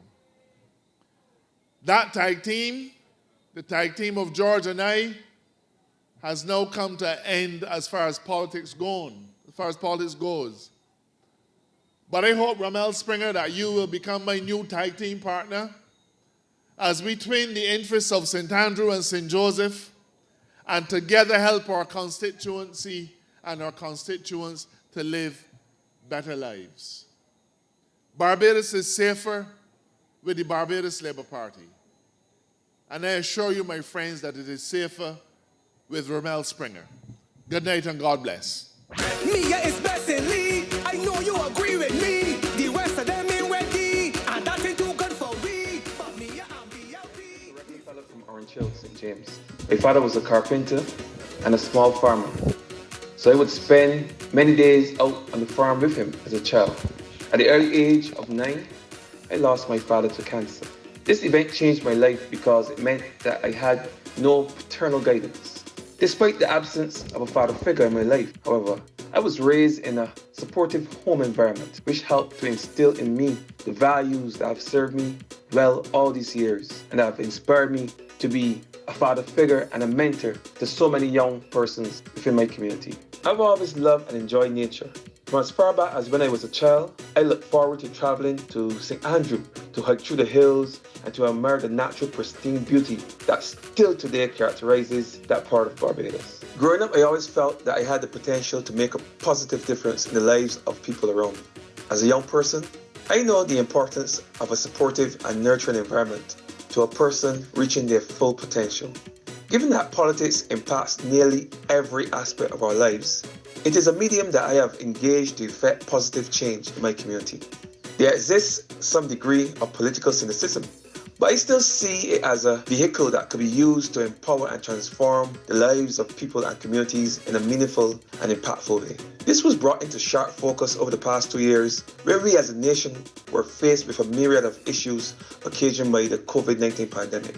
People were in despair and disengaged, and to me, there was an urgency for younger people like myself to become more involved in politics and to try to find a way to support, assist, and work together to address the valid concerns of the people. There are some philosophical reasons why I have chosen the Barbados Labour Party. The BLP is the party that laid the foundation for modern Barbados. It embodies principles that have led to sound economic management, social gains, justice reform, and has a tradition of transformative leadership. The BLP has always been the party with the most progressive national agenda. It has always been the party to rescue Barbados in times of crisis. It is the party that has given young people the most opportunities, but most importantly, the lives of ordinary people. Ordinary Barbadians have always been better under a Barbados Labour Party government. Moreover, the party has always spearheaded Caribbean integration and elevated our international profile. At a personal level, I believe the impact of George Walton Payne and his stellar service to the people of St. Andrew has also contributed significantly to my grounding in the party. Within the bosom of St. Andrew are many small businesses and young people seeking entrepreneurial opportunities. I've already started the process of empowering constituents through a series of workshops and projects aimed at retooling and upskilling entrepreneurs. St. Andrew is also the home of many outstanding sports persons and first-class teams in different disciplines, including cricket and football. In recent times, it has also become the epicenter of road tennis in the north of the island. My vision is seeing the further development of the sporting facilities in St. Andrew and the implementation of programs to capture young, upcoming athletes. I'm of the view that the people of St. Andrew should not have to travel far away from home to access basic amenities and service. I want to see those services made readily available to people across the constituency. I would also like to see the infrastructure of the constituency improve, especially in the Scotland district. I am passionate about education, community, and the empowerment of people. In Barbados, there are several social issues that affect our people, especially the young. Key among them is crime and unemployment. Increasing youth engagement through retooling and empowering will in turn reduce unemployment and crime, which would ultimately boost productivity and growth in the country. People thrive best when they are happy and have the resources to meet their basic needs. I'm also of the view that resources, especially educational resources, should be more easily accessible to the community to create avenues for them to work towards shared goals. I pledge to be honest and upright and to give my full support to any issue that impacts the lives of the people of St. Andrew. I pledge also to give of my best and, more importantly, to never forget the people who have put me here.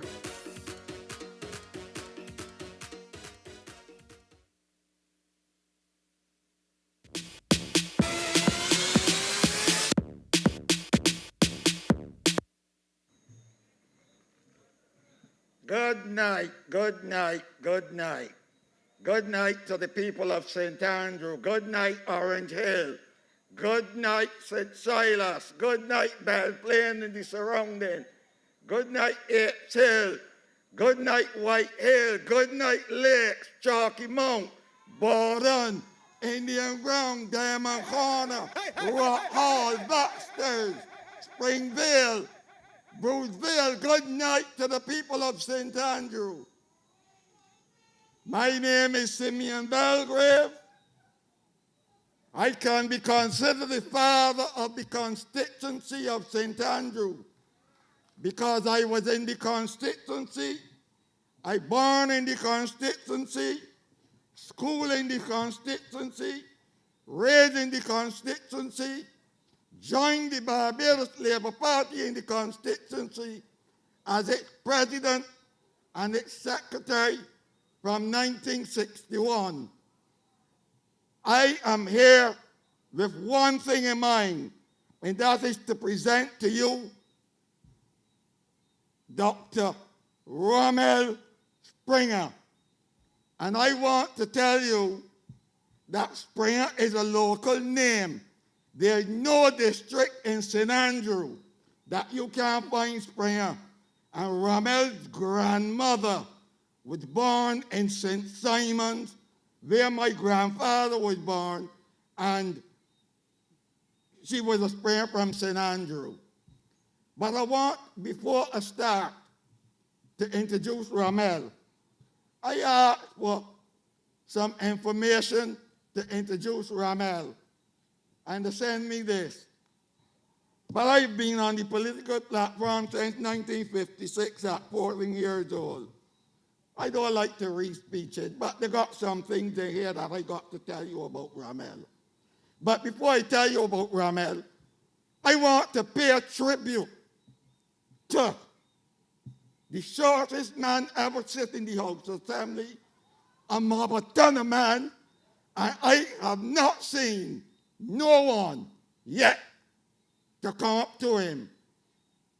He is the longest serving member of Parliament for the constituency of St. Andrew. No minister, no Joy Edwards, no Neglect, no Army Bourne, none have done what George done for St. Andrew. And there's two things I want to tell you before I get to Rommel. This evening I was home, and my daughter rang me from Georgia, and she said, Daddy, I see advertisement come out that you will be speaking on a platform for Rommel Springer tonight. I want you to pay a tribute to George Payne. George Payne has changed St. Andrew. So when George Payne came to St. Andrew, we didn't have a road to get out. And in less than 2 months, he had the bridge built back. He had all the road back. He had St. Andrew look like if it was an airport for planes to light on. George, she want me to say to you, thank you very much. And I know it is true. And I thank you for what you have done to the people of St. Andrew.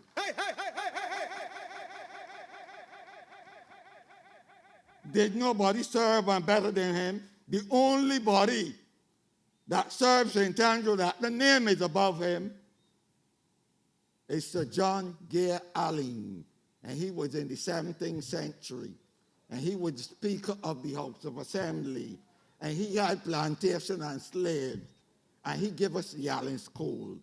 But George gave us a lot more than the Allen School. And I'm looking forward to the day when we in the parish of St. Andrew will have something to honor him. I'm looking forward for that day. George Walton Payne, I say to you, thank you. May God bless you. And may God continue to keep you safe. Now, the past has gone. The past has gone. The future now come before me. Dr. Rommel Orlando Springer, born the 11th of March, 1977. By Rommel giving out your age. School at St. Silas Primary School, the Alexander School, the University of the West Indies. No little man. And let me tell you something about Rommel. You know where Rommel began his working life? in the Ministry of Transport and the debushing program supervisor be just one stage above a laborer. And that is a man who had 6 or 7 certificates and going ready to get a university degree. He took the job that offered him, and he worked his way up until he became administrative officer in the Ministry of Agriculture. In this party, he served in the St. Andrew branch as the second vice president. He served at the national level. He served as National Council Zone member representative and as Assistant General Secretary in the Barbados Labour Party from 2016 to 2017. You know, he's a senator in the House of Assembly, in the Senate from 2018 to 2021. He served in the Ministry of Education, Technological and Vocational Training from 2018 to 2021. He acted as minister there on many occasions. He presented the Army-born lecture, the inaugural Army-born lecture in 2018, and he set the trail in that series for people like Sir Hilary Beckles, Lisa Cummins, and Ida Mae Denny, Dr. Ida Mae Denny. And it is at that lecture that he propelled. I was questioned by him on many occasions for the things that Army Born done, and he has highlighted them as though he was there. Dr. Springer was selected to represent Barbados at the 4th Forum of Sino-Latin America and Caribbean Young Political Leader in Beijing in China. On this experience, he co-authored a book entitled China, an Alternative Partner for the Caribbean. Rommel has been proud of his activity in the community of St. Andrew. A founding member of the St. Andrew Community Disaster Response Team, which is commonly grouped as CDRT, consisting of volunteers and respondents. His value of this community group came in sharp focus during the freak storm and Hurricane Elsa. To me, Dr. Rommel, although it is said that you have boots to follow, big boots to follow, I know you can do it. Anyone who have lifted themselves up from the bootstrap, from poverty to progress, must be something for the people of St. Andrew to see. For the people of St. Andrew, this is the man. This is the man that you want, that we want. Rommel, Doc, come on up to the podium. I present you to the people of St. Andrew. The rest of them ain't ready, and that ain't too good for we. But me and BLP, the future for this country. So January 19th, 14 BLP. If you love Barbados as bad as me, vote for BLP. Me and the team BLP. Vote for BLP. You want the best for this country. Vote for BLP. The Barbados Labour Party is for we. Vote for BLP. Them boys ain't ready. Them boys ain't ready yet. I voted for BLP. Them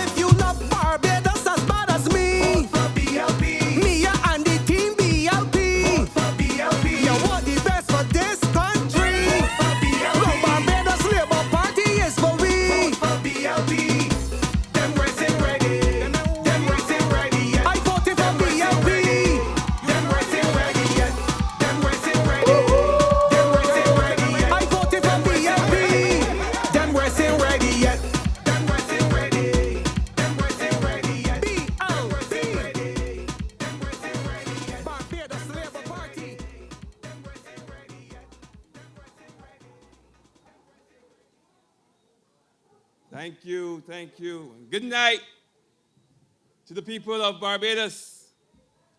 Good night to the people of St. Andrew.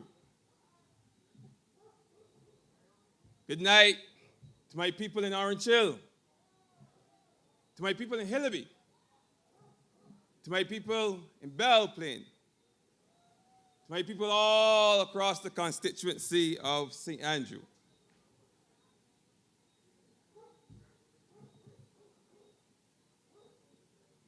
Before I start, I want to share with you tonight a personal story. For the past 20 years or so, I have been taking count of the number of places that I find myself that I never, in my wildest dreams, imagined I would be. Tonight, I'm at number 7. Number 7 in the places that 20 years ago you had said to me, or anyone had said to me, that I would be here being presented as the next candidate for the constituency of St. Andrew. I probably would have laughed it off as a joke. But here I am. And a part of the reason why I'm here is because of a man called George Walton Payne. Good man. And before I start, I want to share with you some words that I expressed to Mr. Payne on the night of my nomination. I took the trouble to write them down so I can read them to you verbatim. And I'm going to say them again here publicly so that all of Barbados will know how I feel about the man, George Walton Payne. Mr. Payne, wherever you are tonight, I wish to express my profound gratitude and appreciation for what you have done for me, for your excellent leadership and your service over the years, for your guidance and the advice that you have bestowed upon me. Mr. Payne, I can honestly say that you have molded me into a person who is more patient, who's more caring, who has more empathy, who has a deeper understanding of the importance of helping and taking care of people. Words cannot express my gratitude to Mr. George Payne. Words cannot express my gratitude to you for being such a wonderful mentor and representative. It has been a privilege. It's been a privilege working under your leadership. It has been a privilege working under your guidance. And I hope that someday you will be proud of me. Mr. Payne, I thank you. And I also thank you, the good people of St. Andrew, who have come here tonight to support me. Those of you in the constituency who are watching me on social media, on TV, on your phones, at the satellite locations, I also thank you. Your support means the world to me.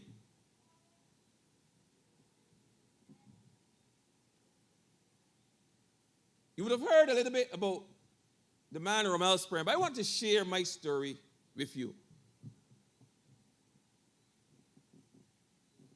As was said earlier, I was born in the community of Orange Hill. my family arrived from St. Simon's and St. Andrew, spread across into White Hill, into St. Thomas, and into Orange Hill, where I was born. My father was a carpenter. He taught people to drive. And he had a small farm in the yard where he raised chickens and livestock, sheep and goats. I think he might have had a cow or two. So as a boy, I would spend many a day outside with my father on the farm, taking care of the animals, feeding the chickens. My upbringing was an ordinary upbringing for a country boy. Regular upbringing. There was nothing special about me. We weren't rich, we weren't wealthy or anything like that. I attended the St. Silas Primary School.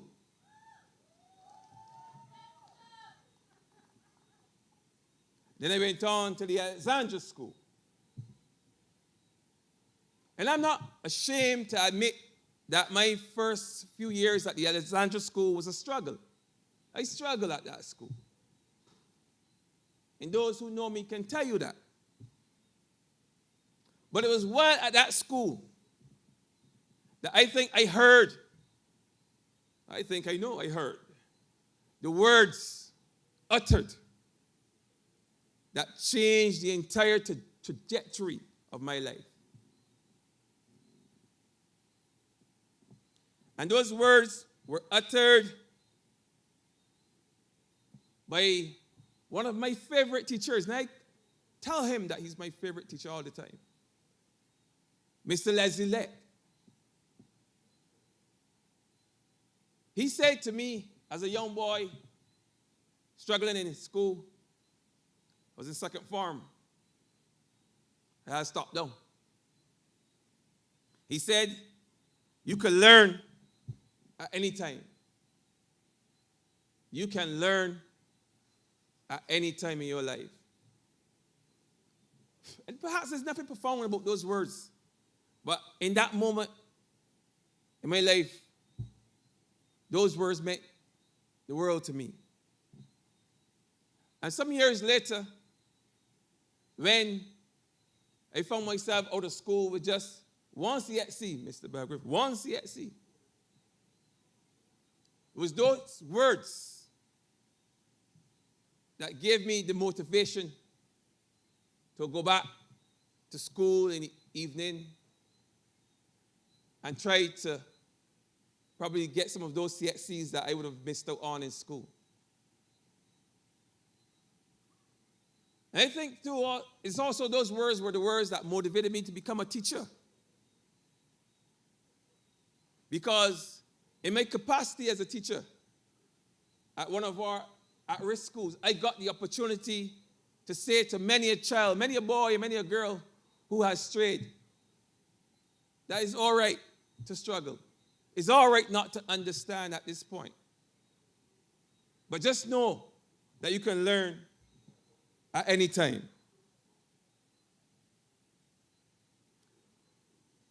And those who know me know that I'm passionate about education. I'm always trying to teach. Perhaps prior to coming into the ministry, teaching was perhaps the best job I have ever had. And you learn tonight that I work in government, work on the road with the debushers and the weeders. That's where I came from. But as a teacher, is where I think I enjoyed my working life the most. So you can only imagine how appalled I was in 2014 when the wicked, and I say wicked, Democratic Labour Party government imposed fees on poor people, children, and poor people in this country at the University of the West Indies. And I was there at the time. I was a lecturer, a young lecturer. And I was teaching a class that averaged about 52 students a semester. And of those 52, perhaps 45 to 50, in some cases, were female. And in the time after the imposition of those fees, I saw that class drop from an average of 50 to 52 students a semester to 12 students, of which half were foreign students.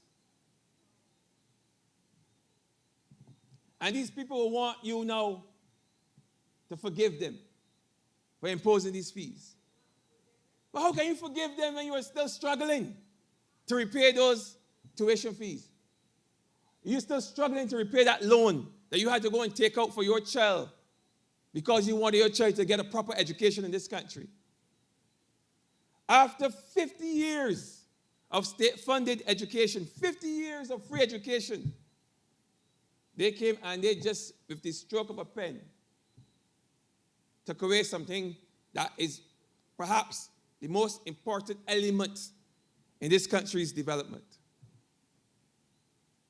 That's why I'm proud to be part of an administration that sees the value of education. That's why I'm proud to be part of a government that sees the value of our young people and building out our human capital. And that can only be done through education. That is the Barbados Labour Party. I also want to speak a little bit about my work in the community. Yes, I've spent some time teaching and mentoring. But in recent years, I've spent a lot of time doing some community work. Unfortunately, I've had to engage in a lot of first responding. And the people of St. Andrew will know that over the past 2 years or so, we've had a number of crises, some that were shared by the rest of Barbados, some that were pretty much unique to St. Andrew. But on every occasion, they can tell you that Romel Springer was there. I was there for the COVID in the beginning, when everybody was afraid. Nobody understood it. Everybody was scared. I was afraid too. But I knew that my people needed me. And I had a choice to make. I could choose fear, or I could choose to care. And the people of St. Andrew know that I chose to care.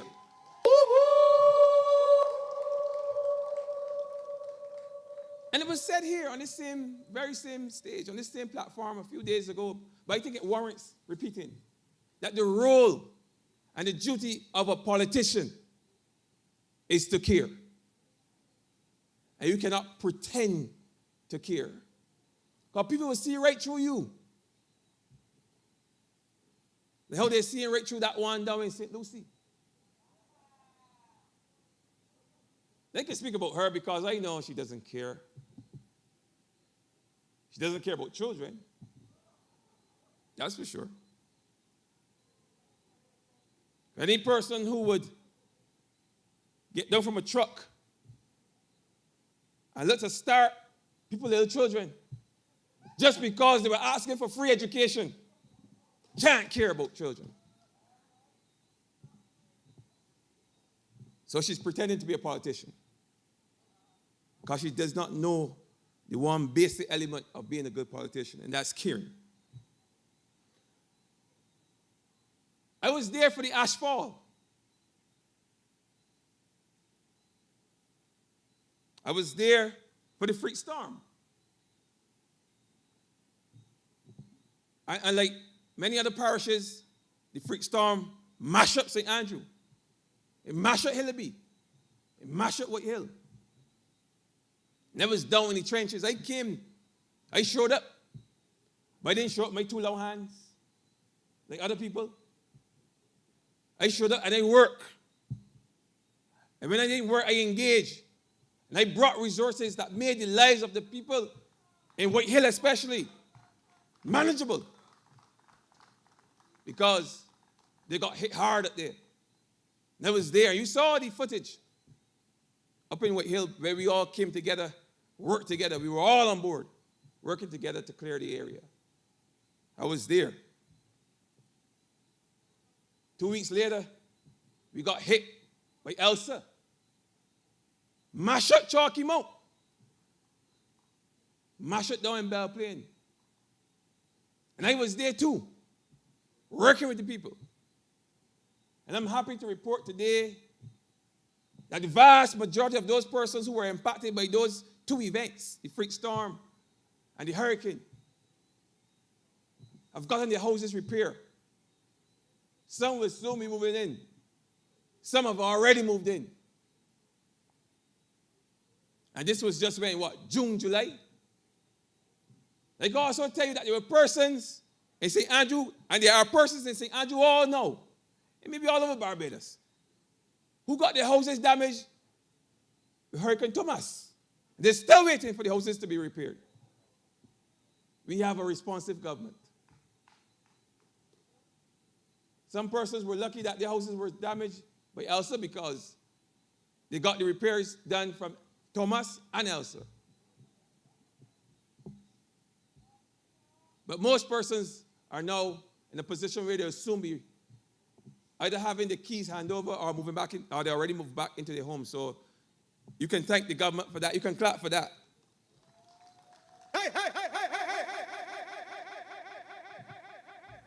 And didn't stop there. When there was an outbreak of COVID in St. Andrew and parts of St. Andrew, and it became a hot spot, I was there. I got a team and we mobilized some persons and we went into the community. And every other house, people would tell you, oh, these people gone down to Harrison Point already, this family gone down. But we weren't deterred because we knew that our community needed us and we had to go in there and find the persons who were unwell and get them tested and get them out if needed. Get them the necessary treatment. Because I felt that was my responsibility to do. Nothing turns me back. Nothing. Not fear, not fatigue, not sacrifice. And believe me, I was tired. I needed rest. But I chose to sacrifice for my people. I will rest when it's time to rest.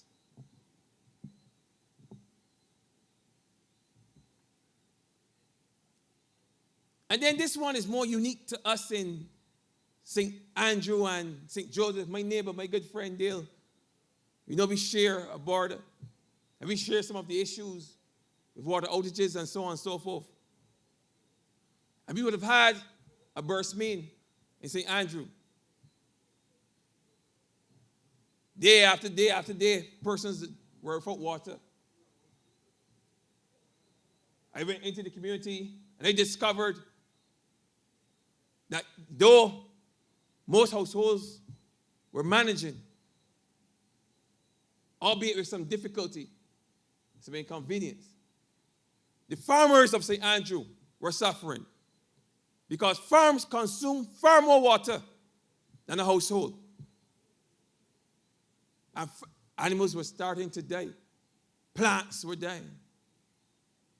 And I went in there.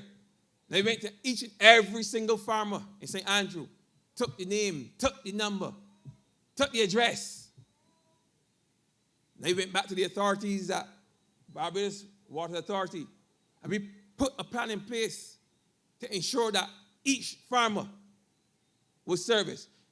And they didn't just show up. No. They called. They ask, boss man, you got sufficient water? If the answer is no, then they dispatch a unit to give that person a top. But that's the type of service, the type of representation the people of St. Andrew will get from Rommel Springer.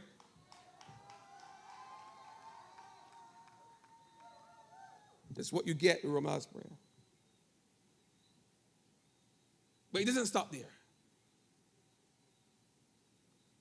I just want to take a few minutes to share my vision for St. Andrew, perhaps a truncated version of it. I have this view that St. Andrew may never become a commercial space like my neighbor to the south, St. Thomas. We not see the big malls and cineplexes and such like. We're not going to get those things anytime soon. So what we have to focus on is our human capital.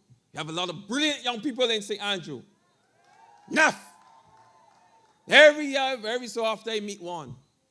Brilliant, man. Brilliant athletes, brilliant sports person. My vision is that we would bring more developmental programs into St. Andrew and build up that human capital. Develop our people. You want to learn something, you come to St. Andrew and you'll learn it.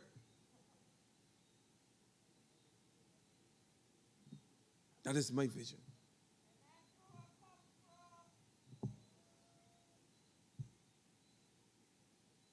Also, we have a number of entrepreneurs, small business persons in St. Andrew. And I can say that I would like to see that sector build out. But the reality is that I've already started the process of empowering the people in St. Andrew, in Orange Hill, in Belle Plaine, Shorey Village, Babylon, up in Cambridge, Chalky Mount, Hillaby. All have benefited from empowerment programs that I've already put in place. All have benefited from the trust loan program that I've put in place. And I go there very often, I see the fruits of that program. People are doing well in St. Andrew, and they will do better. And I will see to it that they do better. And I cannot leave this stage without talking about sports. Sports development in St. Andrew. Despite our rural nature, we have produced some of the best sports persons in this country. Outstanding football team. St. Andrew Lions. Standing cricket team. Isolation Cavaliers. Standard. Orange Hill Elites. I just revitalized the Hillaby Football Club. And now, in recent times, St. Andrew has become the epicenter of road tennis in this country. In the north, I will assume you're rivaling those teams, those players in the urban spaces. We're coming for you. Mark my word.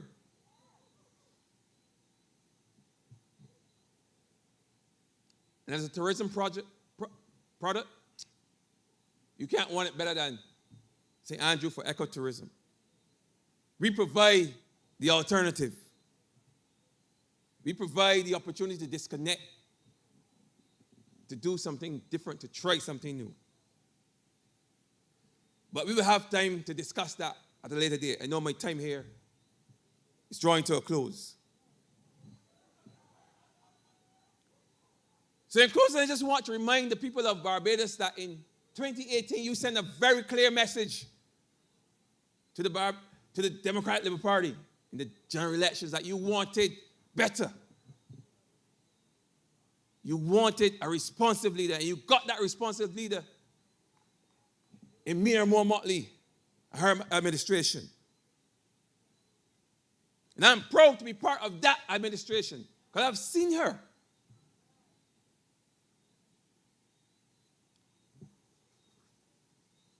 Elevate this country's profile all across the world. So when you go to the polls on January 2022. Vote for progress. Vote for leadership. Vote for the Barbados Labour Party. Vote for Romance Prayer for St. Andrew. Good night, and God bless. Get out there and give me the X. Cause you know BLP is the best. BLP. If you love Barbados as bad as me, vote for BLP. Mia and the team BLP. Vote for BLP. You want the best for this country. Vote for BLP.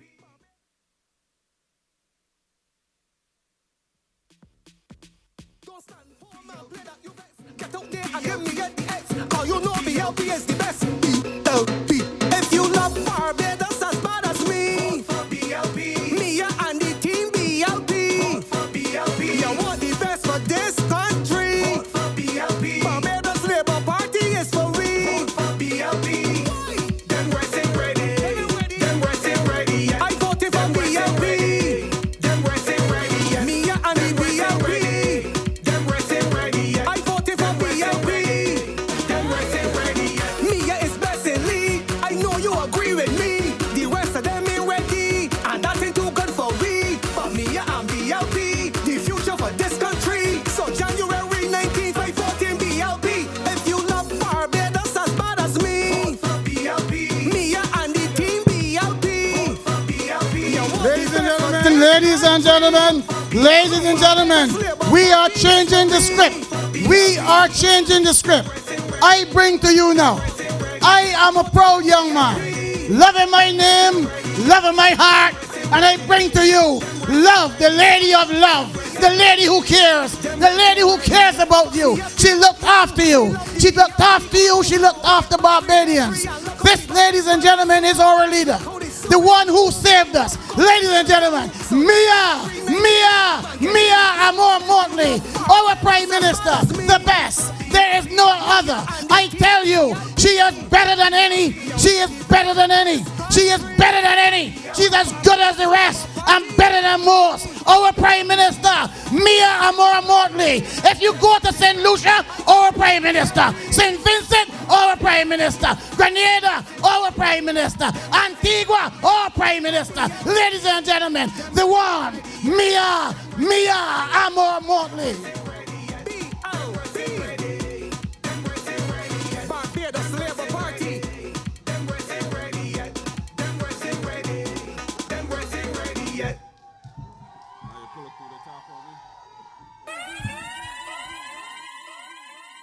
Come inside, come inside, come inside. Come inside, come inside.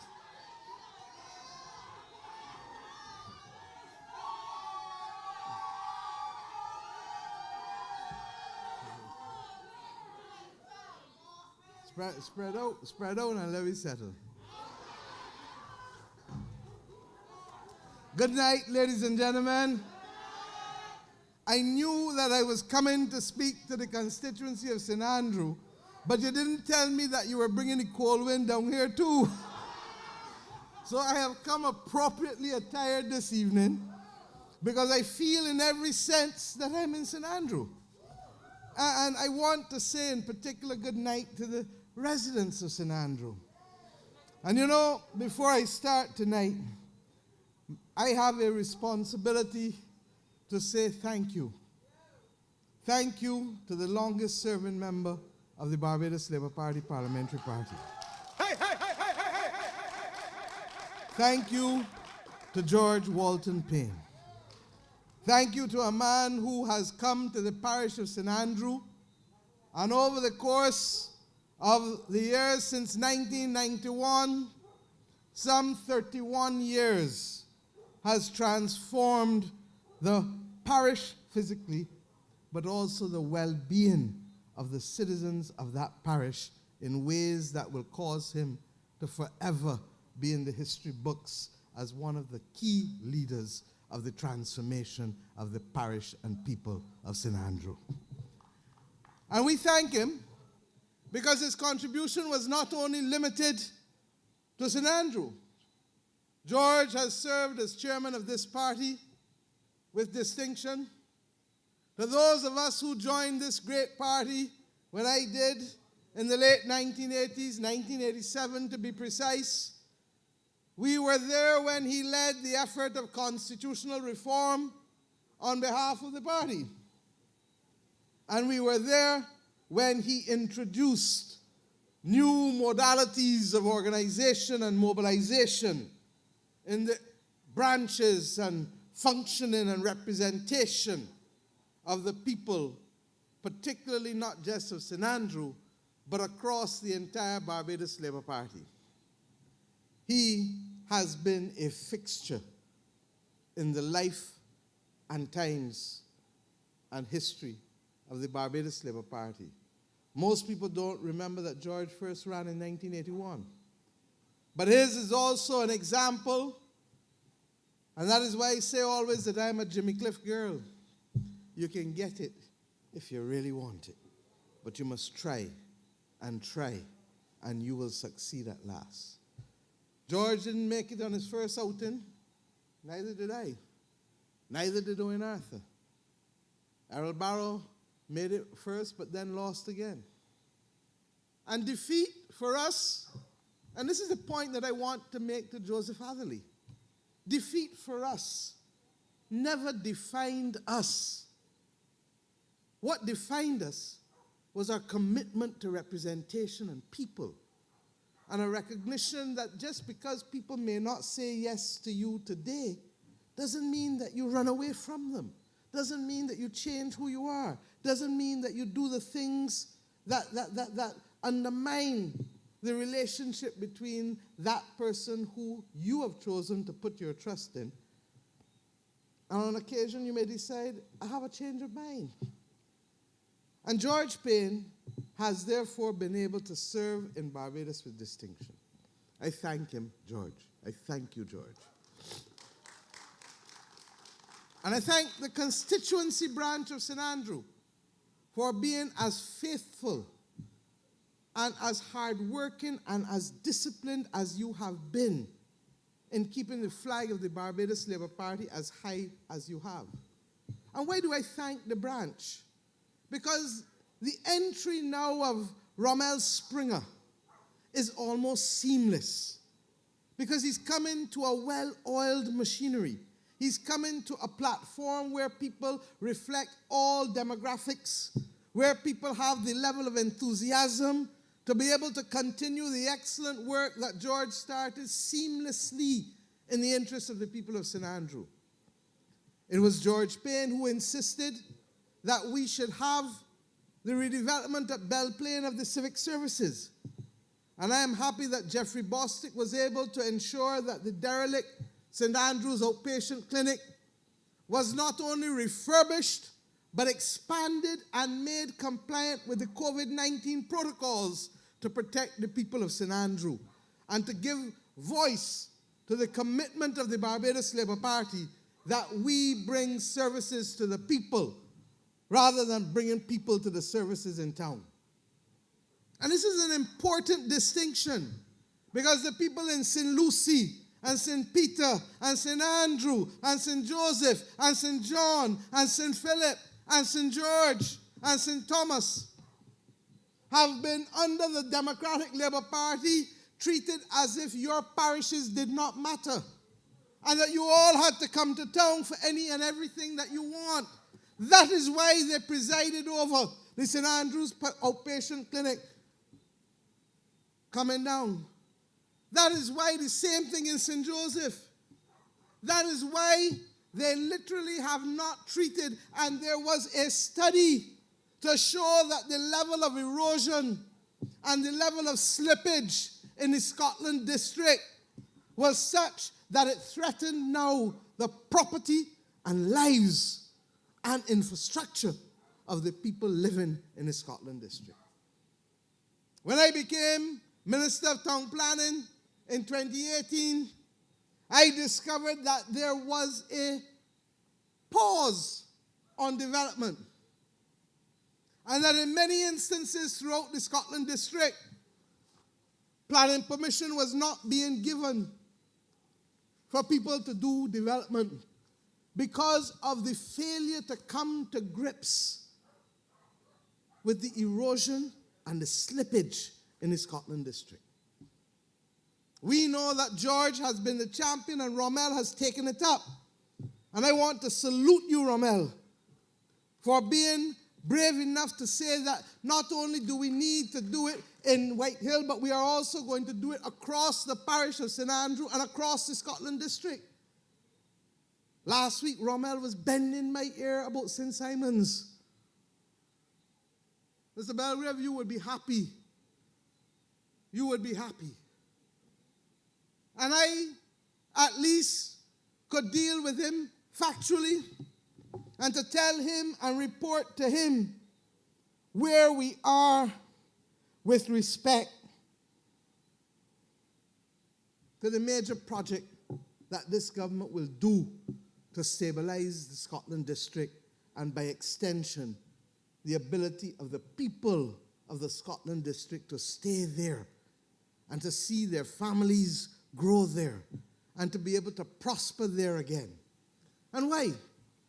We took a decision some 18 months ago that we would approach the government of China for the financing of a major road project to deal with the rehabilitation of roads and to help stem the slippage that was taking place and moving all of the roads. Anybody who goes down the East Coast now will tell you that it's the closest thing to Disneyland. Up and down, up and down, up and down. And the last government made no effort to systematically treat to it. And left it to this government and the likes of George Payne and Rommel Springer and Dale Marshall and Peter Phillips and Colin Jordan and Charles Griffith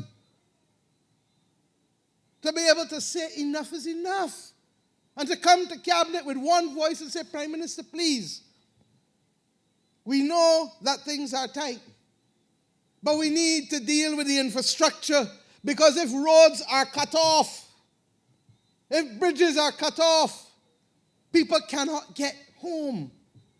And I hear people in the Democratic Labour Party having the temerity to open their mouth and talk about roads and bridges in the Scotland district when they abandoned it for the majority of the 10 years and allowed it to fall to ruin. They presided, it wasn't only that. And I'll come back to the roads in a second. Go to Haggart's. When we were children, you passed by Haggart's with the orchards and you felt proud. And we had to inherit effectively farms and trees that were overgrown or abandoned. A failure to recognize that the climate crisis means that we would not be in a position to be able to have access to the water necessary for the trees and the plants to grow. Because we have a groundwater crisis. You only need to see the evidence of the climate crisis and looking on the East Coast Road and seeing how much sargassum seaweed stinking up the beaches, and as fast as we move it, it is coming because it comes in with every wave. Some weeks is good, some weeks is awful. You know it better than me. But the bottom line is that we went and we decided, no, this cannot be. And as a result, millions of dollars have been spent both at Borden's and Haggart's in order to be able to put in large, large ponds of water that we can now have serious agricultural production again in St. Andrew because of the Barbados Labour Party government, because of the representation of people like George Payne and Rommel Springer. And in a very real sense, George was wise. I met Rommel Springer through George. And George introduced me to him and said, this is a young man in whom I am well pleased and who will go far.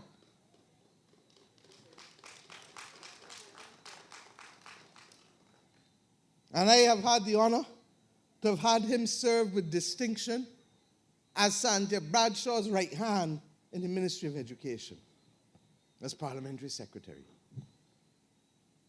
When they therefore come on their platform, ask them their record for the parish of St. Andrew and compare their 10 years to this short 3.5 years.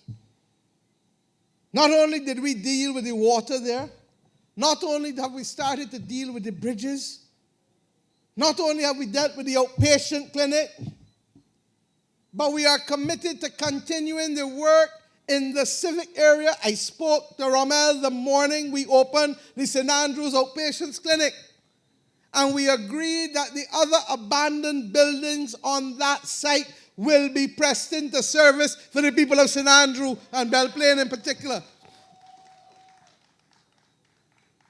Coming back to the roads, $115 million is the loan that has been agreed in principle with the Exim Bank of China and the Complant Company that is here from China. They, unlike the previous agreement with the last government at Sam Lord's Castle, where under Richard Seeley and Randall Stewart, they agreed that 60 or 80% of the workers, I can't remember which one it is, but it was the majority, would come from China to build that hotel, and the minority from Barbados. This government said, we respect the government and people of China, and we respect the relationship. But we have Bajans here too, who must be able to work. And the Bajan workers and contractors, we understand that you may need to have your technical engineering people at the top. Get that. We get that. But the majority of the work has to be done by Bajans. Now, they got people in St. Andrew and St. Joseph who can build gabions. They got people in St. Andrew and St. Joseph who can build roads. And when we're going into White Hill, as we will do, and all of the other roads across the Scotland district, the awful road carrying you from Andromeda down to Codrington, that roller coaster, the ones we will start with. And I promise you, the people of this nation, but in particular the people of the Scotland district that is responsible for 1/7 of Barbados' land area, that we will complete that project within the next 3 years.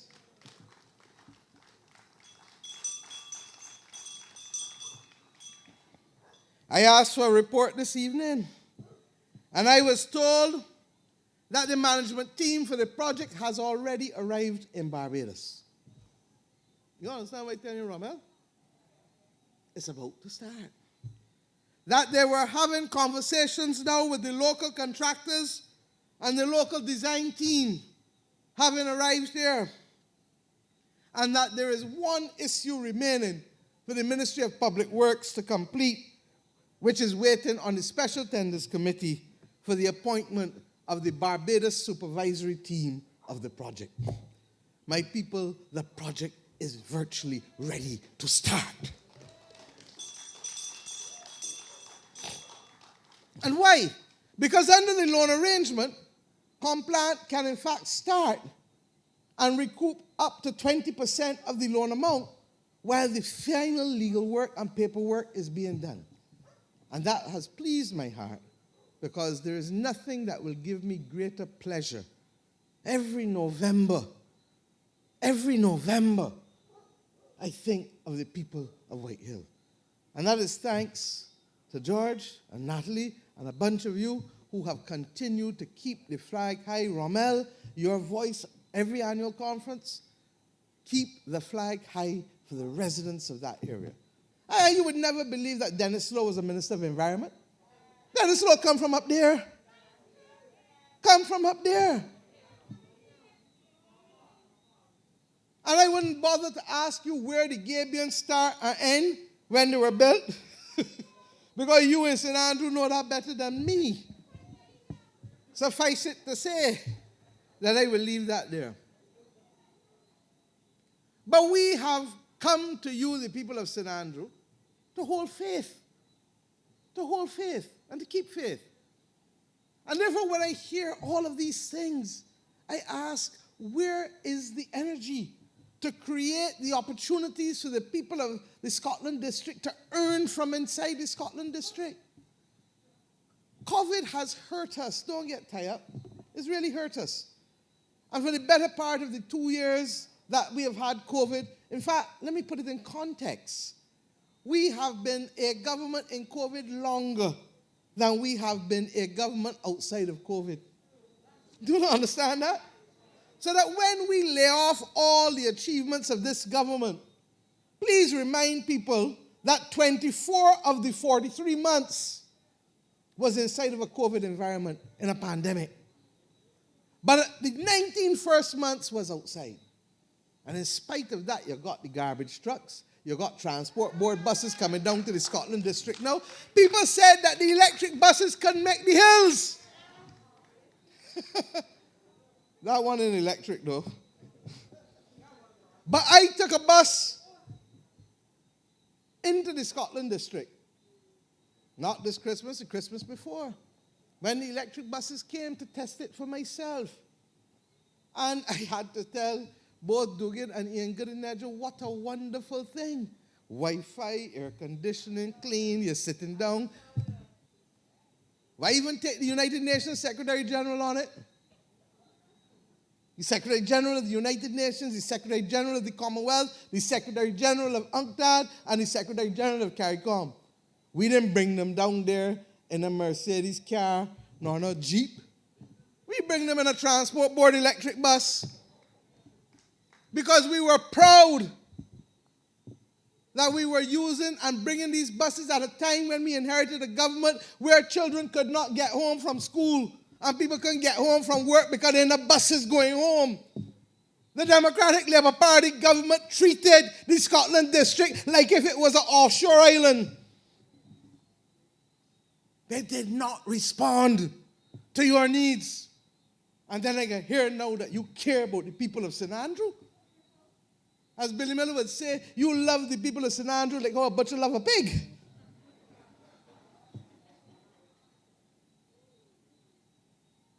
And you know why St. Andrew will forever, Rommel, have a special place? And you would know. Because you did the inaugural Ermintrude Bourne lecture at Allen School in 2018. Ermi Bourne, God bless her soul. Mr. Belgrim, I thank you too for being the bridge of knowledge.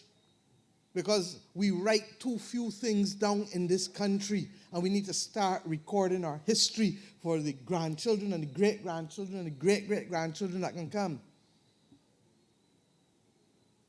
I gave a commitment to the people of St. Andrew on that night, and I intend to carry it out. But COVID, as I said, has been a destabilizer for us on things that were not immediately essential, but highly desirable still. And we gave a commitment that in addition to naming the committee room in Parliament, which is now forever known as the Ermintrude Bourne Committee Room, recognizing her singular achievement to be the first woman ever to be elected to the Parliament of Barbados under Grantley Adams' administration back in 1951, when you got the right to vote for the first time under Grantley Adams, the father of our democracy.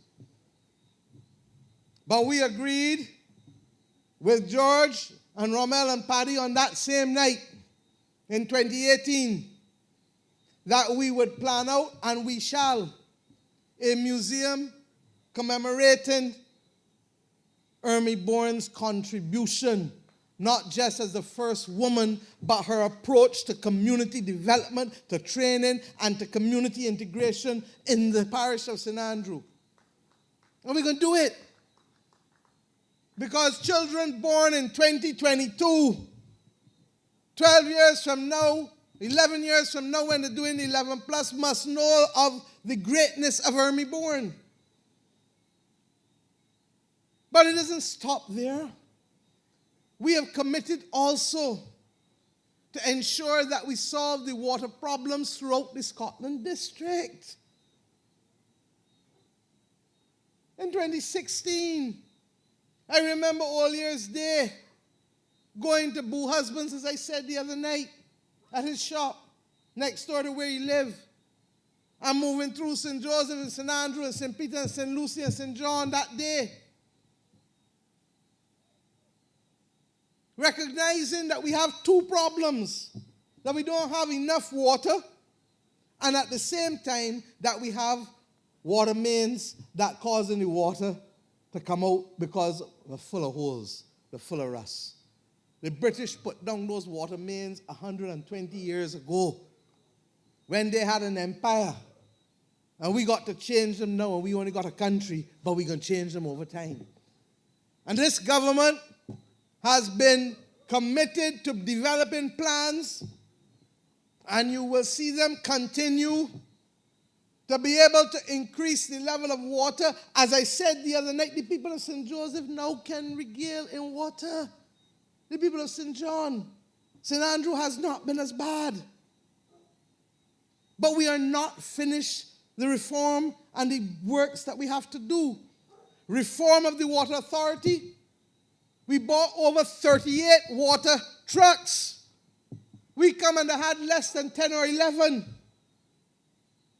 But we bought the increased water trucks because we know we're living in a climate crisis and water can go at any time. We turn around and we build the new tanks. All around the country you see in the wonderfully beautiful black tanks. Storing water. I talked the other night about our commitment to put generators in every one.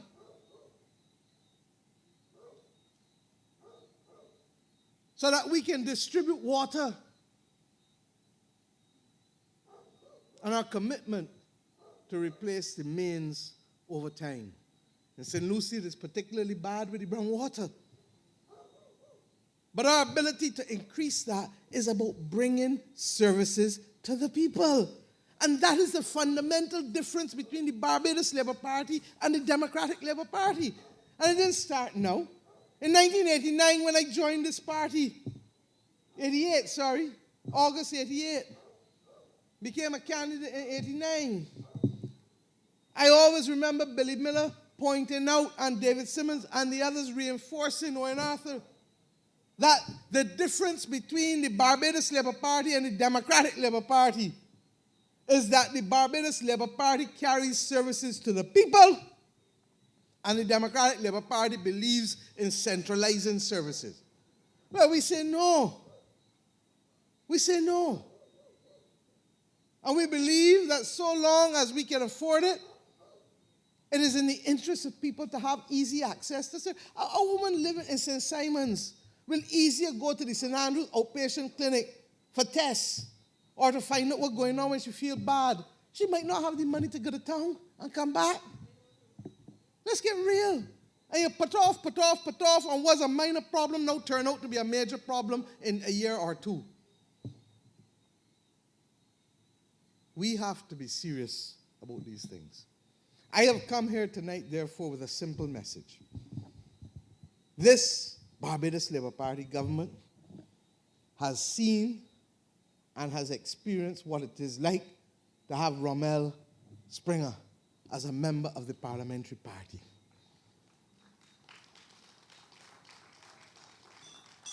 He is there thus far by reason of an appointment to the Senate. I want you now to put a ring on it. I said it to you 2 nights ago with Chris Gibbs. And I say it to you tonight with Rommel. Because in both instances, they have been working effectively from day one. George was kind enough. And if ever there is a model for a successful transition of representation, it is that of George Payne and Rommel Springer in St. Andrew.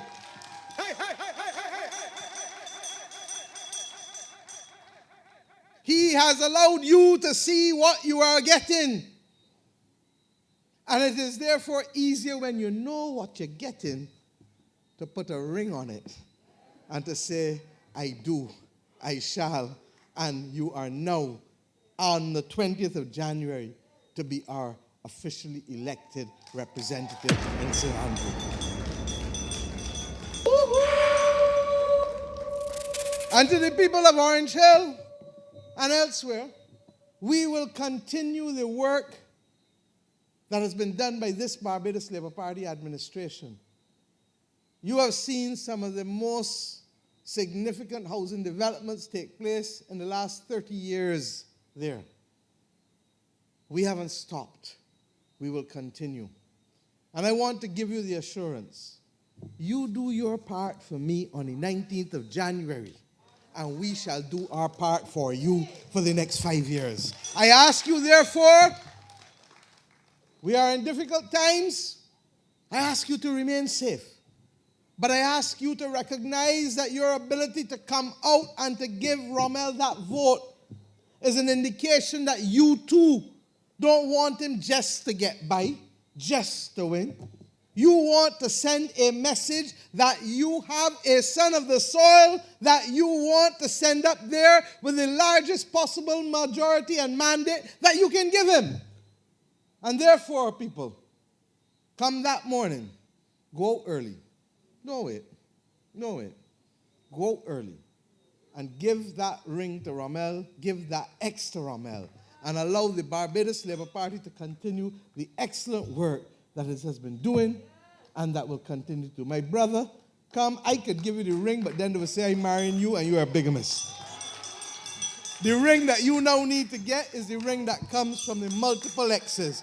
Ladies and gentlemen, give me Rommel Springer and we shall give you further development in St. Andrew and the Scotland District. Good night and God bless you. Thank you very much. Get out there and give me the X, cause you know BLP is the best. BLP. If you love Barbados as bad as me, vote for BLP. Mia and the team BLP. Vote for BLP. You want the best for this country. Vote for BLP. Barbados Labour Party is for we. Vote for BLP. You heard it from the boss. You heard the boss. You heard the boss. Barbados is safer with Mia. Barbados is safer with Mia. I can't hear you. Barbados is safer with Mia.